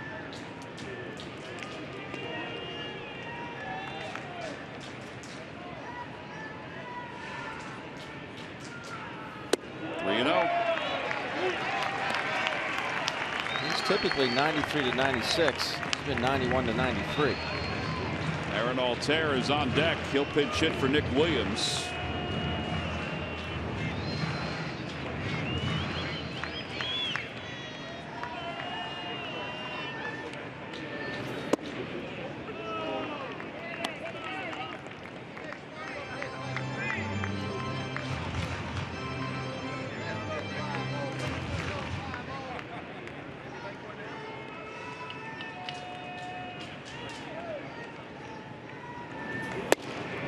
Two.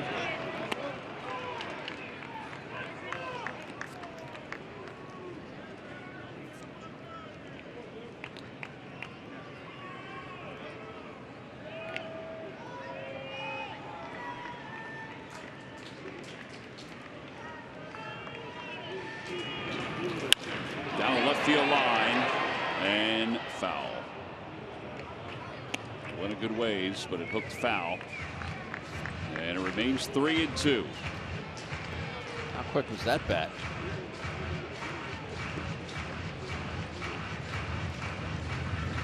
Asdrubal hitless in his first 3 at-bats. They were all from the left side of the plate.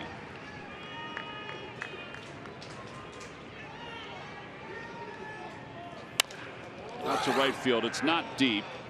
Harper, Cabrera is upset with himself. Harper's over near the line and puts it away.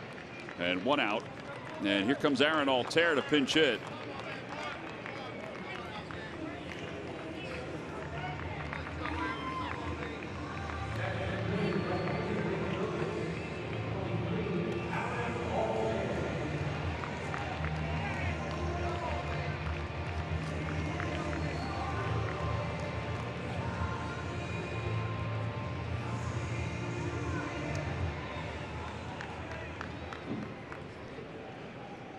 Altair hitting a 172 on the year with 6 home runs, 33 runs batted in. The first pitch low and in.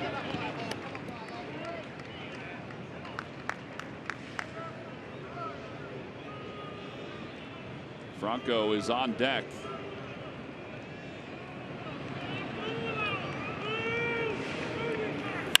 There's a rocket foul.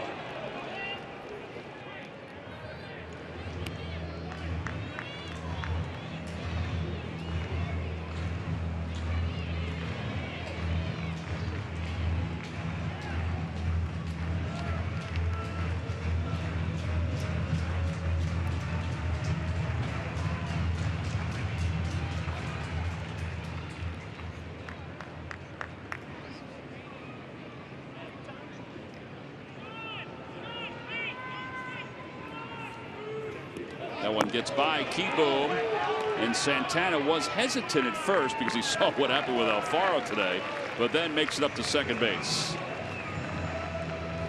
A wild pitch. That was a short one. I mean,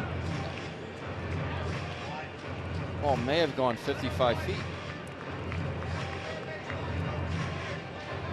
Santana's thinking, well, I got to make sure I get there.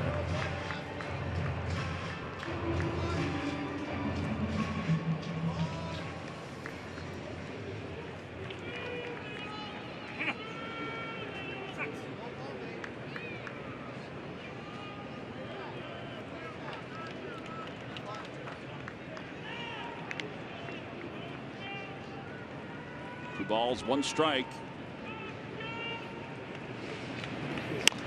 Fouled away to the right side. 2-2.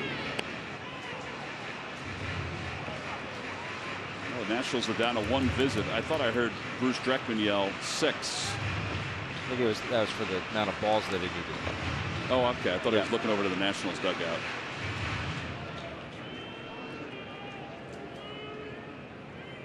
Two and 2.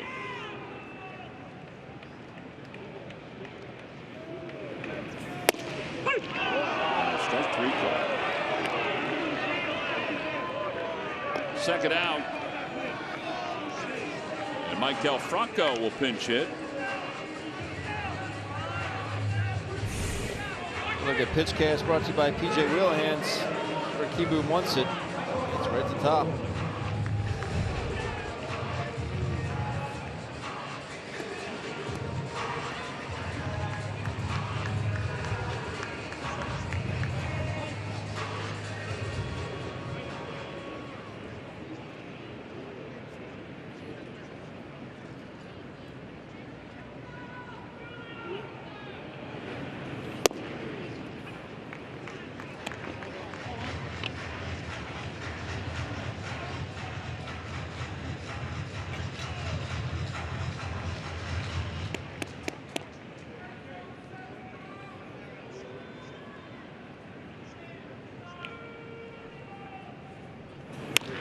And a looper down the left field line, and that's going to drop in for a hit. Santana will score. Franco's at first. That ends at 0 for 18, and the Phillies are on the board, and it's a 3-1 game.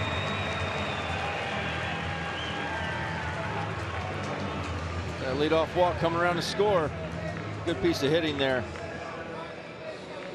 And Michael Doolittle will give you something to hit. He will challenge you. He likes to live in that inside corner and then elevate, much like he did to Aaron Altair. And now it's Alfaro, who is 0 for 3 with 3 strikeouts today.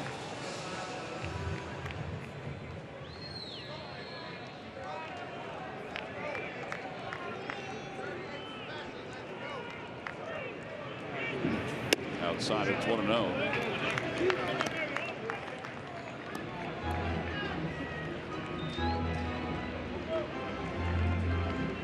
Give your Jorge here. You just have to eliminate the slider. Doolittle's thrown a couple of them, and he's both bouncing well in front of home plate.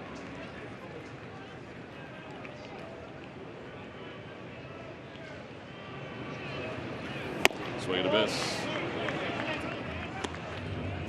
Just doesn't have to be that hard.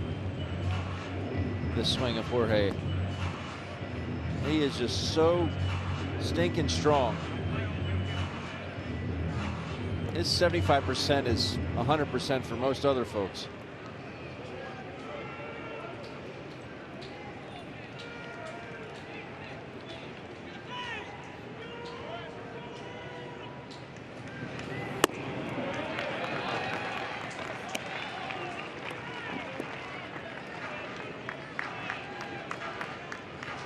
I do like to see that. Jorge choking up just a bit. He's had a long day back there. A lot of relievers coming into ball games. Think about all those extra pitches he had to catch.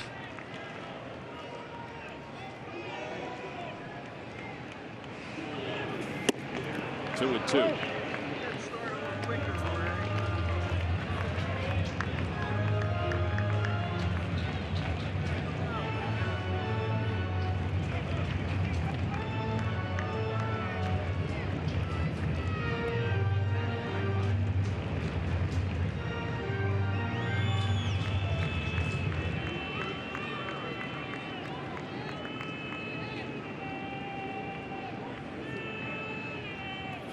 Swing and a miss. The ball game is over. The Phillies fall farther away from the Atlanta Braves as the Washington Nationals win it by a final score of 3-1. Rough day for the Phillies offense. They managed just one run in today's game. They struck out 15 times in today's ball game, and they managed only 5 base hits. 3-1 the final score. Chevrolet player of the game, well, it was the starting pitcher for the Nationals, Eric Fetty, who struck out 9 over 5 2/3. And 5 2/3, like you said, 9 punch outs, just the 2 hits to go along with 2 walks. His fastball command was really on point today. He induced a double play to Carlos Santana. A lot of strikeouts with that fastball. He would cut it, he would sink it. There's one of the off-speed pitches he got, Wilson Ramos, but he was excellent today, and that is why he's your Chevrolet player of the game. So the Nationals win it 3-1. They take game 1 of this doubleheader. We'll be back to wrap it up right after this.